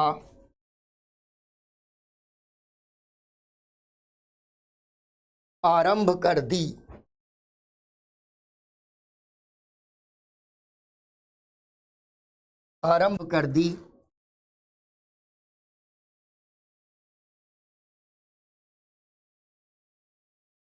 बंगाल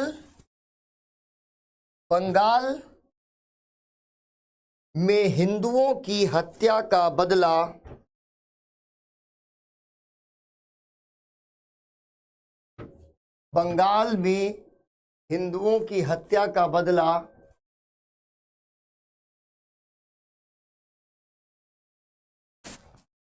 बिहार और उत्तर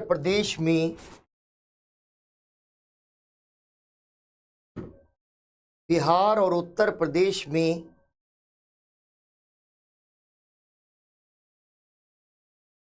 मुसलमानों को मार कर लिया जाने लगा।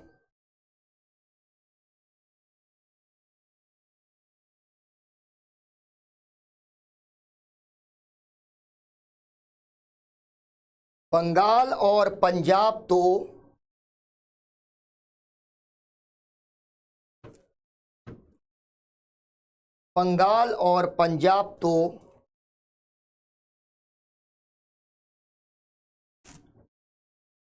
भीषण सांप्रदायिक दंगों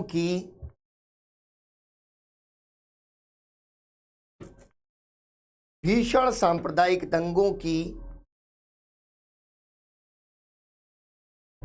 चपेट में आ गए। भीषण सांप्रदायिक दंगों की चपेट में आ गए।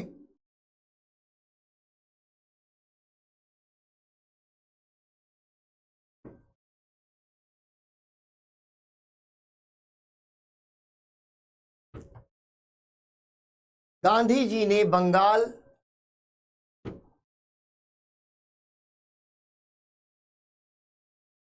में कलकत्ता से लेकर नोआखाली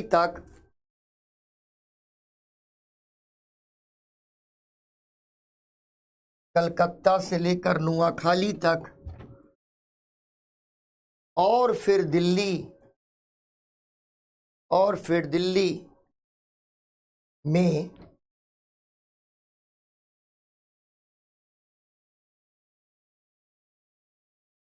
दंगे रोकने के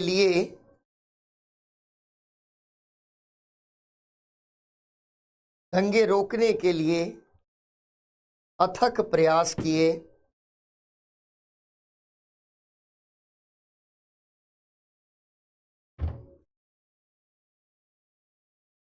लॉर्ड माउंटबेटन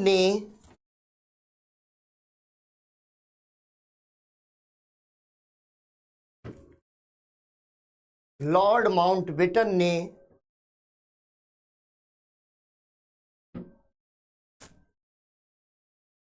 दंगे रोकने के लिए ही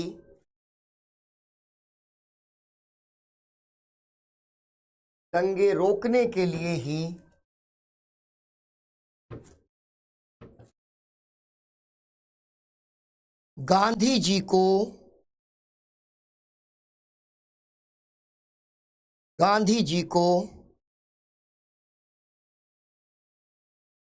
वन मैन बाउंड्री फोर्स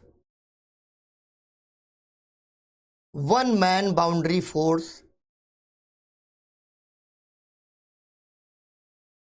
कहा था? यह सवाल आ सकता है कि किस मौके पर वन मैन बाउंड्री फोर्स कहा। गांधी होना आसान नहीं है बच्चे। नोआखाली में हिंदू मारे जा रहे थे और हिंदू महिलाओं के साथ बलात्कार किया जा रहा था। गांधी जी नोआखाली पहुंच गए।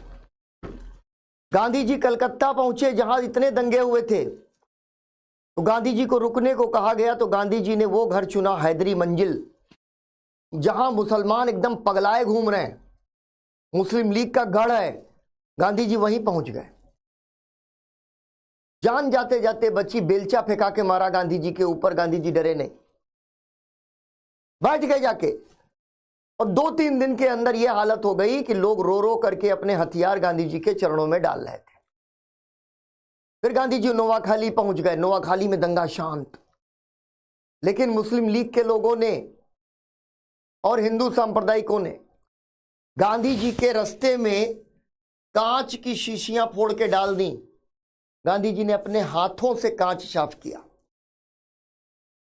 मल विष्ठा गांधी जी के रास्तों पे डाल दी जाती थी, तो गांधी जी के लोग जो है अपने साथ टोकरी झाड़ू लेकर चलते थे, पहले गंदगी साफ करते थे, फिर आगे बढ़ते थे। दंगे रुक गए बंगाल में।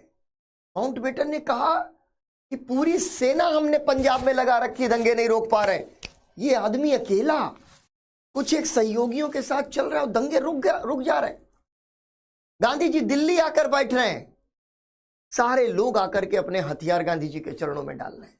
क्या ताकत है गांधी की है।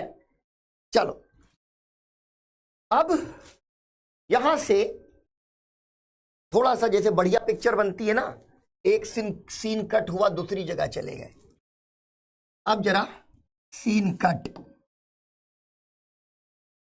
यहां पर एक बड़ी घटना होती है, उस घटना को कहते हैं रॉयल नेवी विद्रोह 1946। फरवरी की बात है। सेना में अभी तक बगावत नहीं हुई। तुम्हें चंद्र सिंह गढ़वाली का नाम याद होगा, जिन्होंने पठानों पर गोली चलाने से इनकार कर दिया था।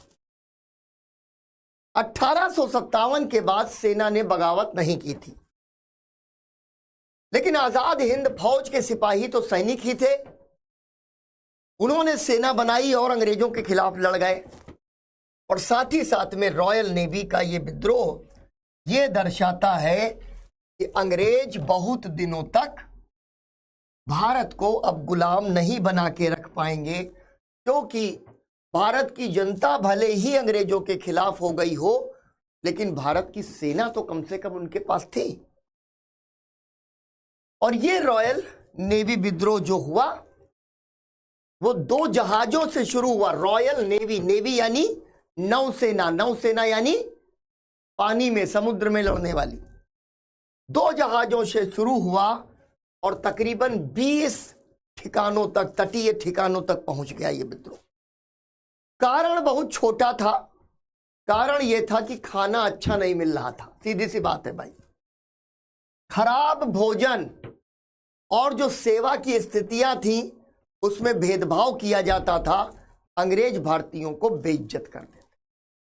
यहां से विद्रोह शुरू हुआ, लेकिन राष्ट्रवाद की तो आंधी चल रही है, तो ये भी जो है अंग्रेजों के खिलाफ हो गया। और नारे लगाए गए जो, वो नारे वही हैं, इनकलाब जिंदाबाद, जय हिंद, भारत छोड़ो, अंग्रेजों भारत छोड़ो। सैनिक आ गए बाहर, इससे सिट्टी पिट्टी गुम हो गई। तो अब एक सब हेडिंग डालो, रॉयल नेवी विद्रोह 1946।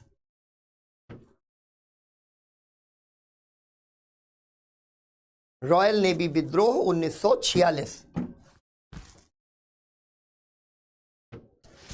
10 मिनट में क्लास खत्म कर देंगे, जितना होगा कल की क्लास में शुरुआती 10, 15, 20 मिनट में निपट जाएगा ये, ठीक है।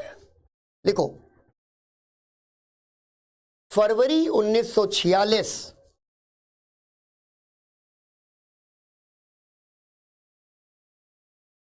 फरवरी 1946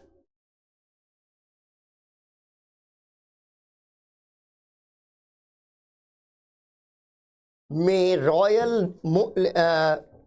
1946 में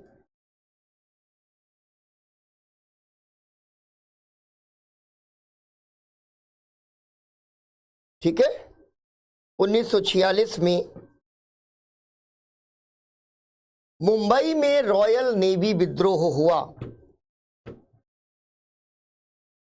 मुंबई में, तो पहला सवाल यह बन सकता है कहां हुआ।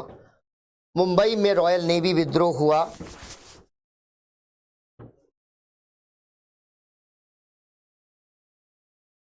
नौसेना के 2 जहाजों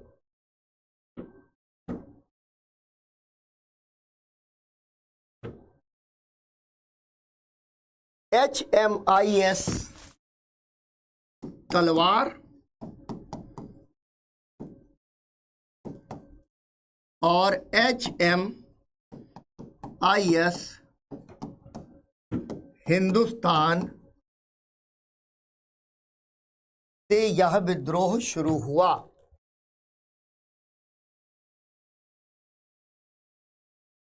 यह विद्रोह शुरू हुआ। अगला कारण, विद्रोह का आरंभिक कारण,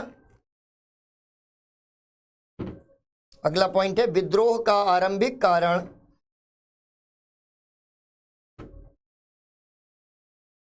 खराब भोजन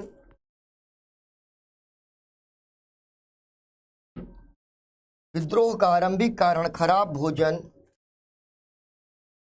और सेवाओं की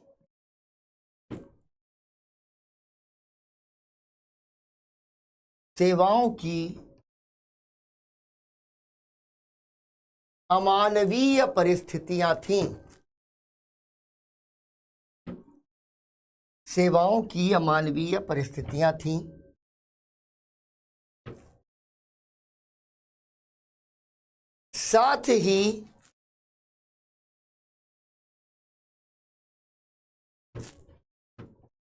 साथ ही अंग्रेजों द्वारा नस्लीय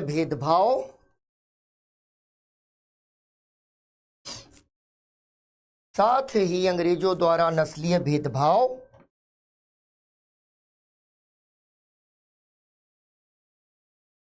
और भारतीयों के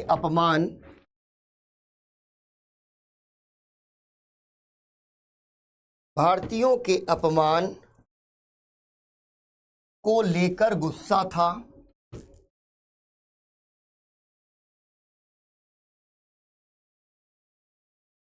अगला पॉइंट, आजाद हिंद फौज के सैनिकों पर आजाद हिंद फौज के सैनिकों पर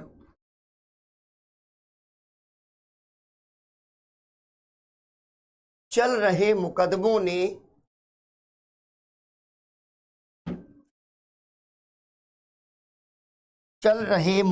ने यह गुस्सा और बढ़ा दिया।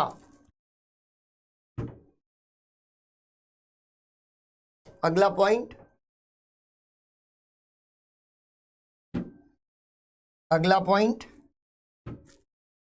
BC दत्त, बस 1-2 पॉइंट है आखिरी। BC दत्त और MS खान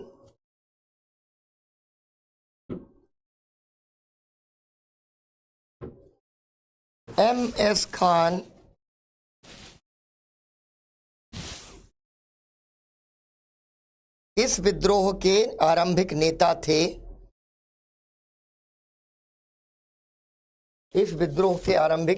थे। आखिरी पॉइंट,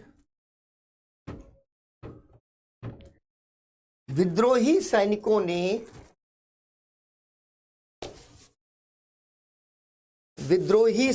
ने कांग्रेस, मुस्लिम लीग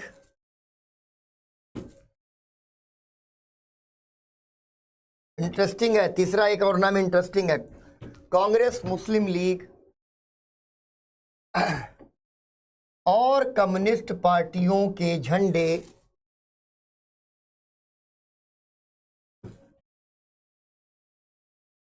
उठा रखे थे। यानी सब पार्टी, जितनी पार्टी है सबका समर्थन लेना है, ठीक है, ठीक। चलो, उठा रखे थे, झंडे उठा रखे थे। अब भाई 15 मिनट 20 मिनट में आजाद होगा देश, लेकिन 15-20 मिनट में आजाद करवाएंगे तो तुम्हारी अगली क्लास 10:30 बजे से। तो कल देश को पहले आजाद करवाएंगे और फिर कुछ छुटपुट टॉपिक करेंगे। अभी आजाद हो नहीं गया, दिमाग से आजाद हो गया, ऑफिशियली कल आजाद होगा चांदनी, ठीक है। तो चलो ठीक 10 बजे 10:01 पर तुमको मुक्ति मिल गई। अब हम लोग कल मिलेंगे। कल शुरुआत में पहले 20 मिनट में देश आजाद और उसके बाद 2 दिन में तुम भी आजाद, ठीक है, मॉडर्न इंडिया से।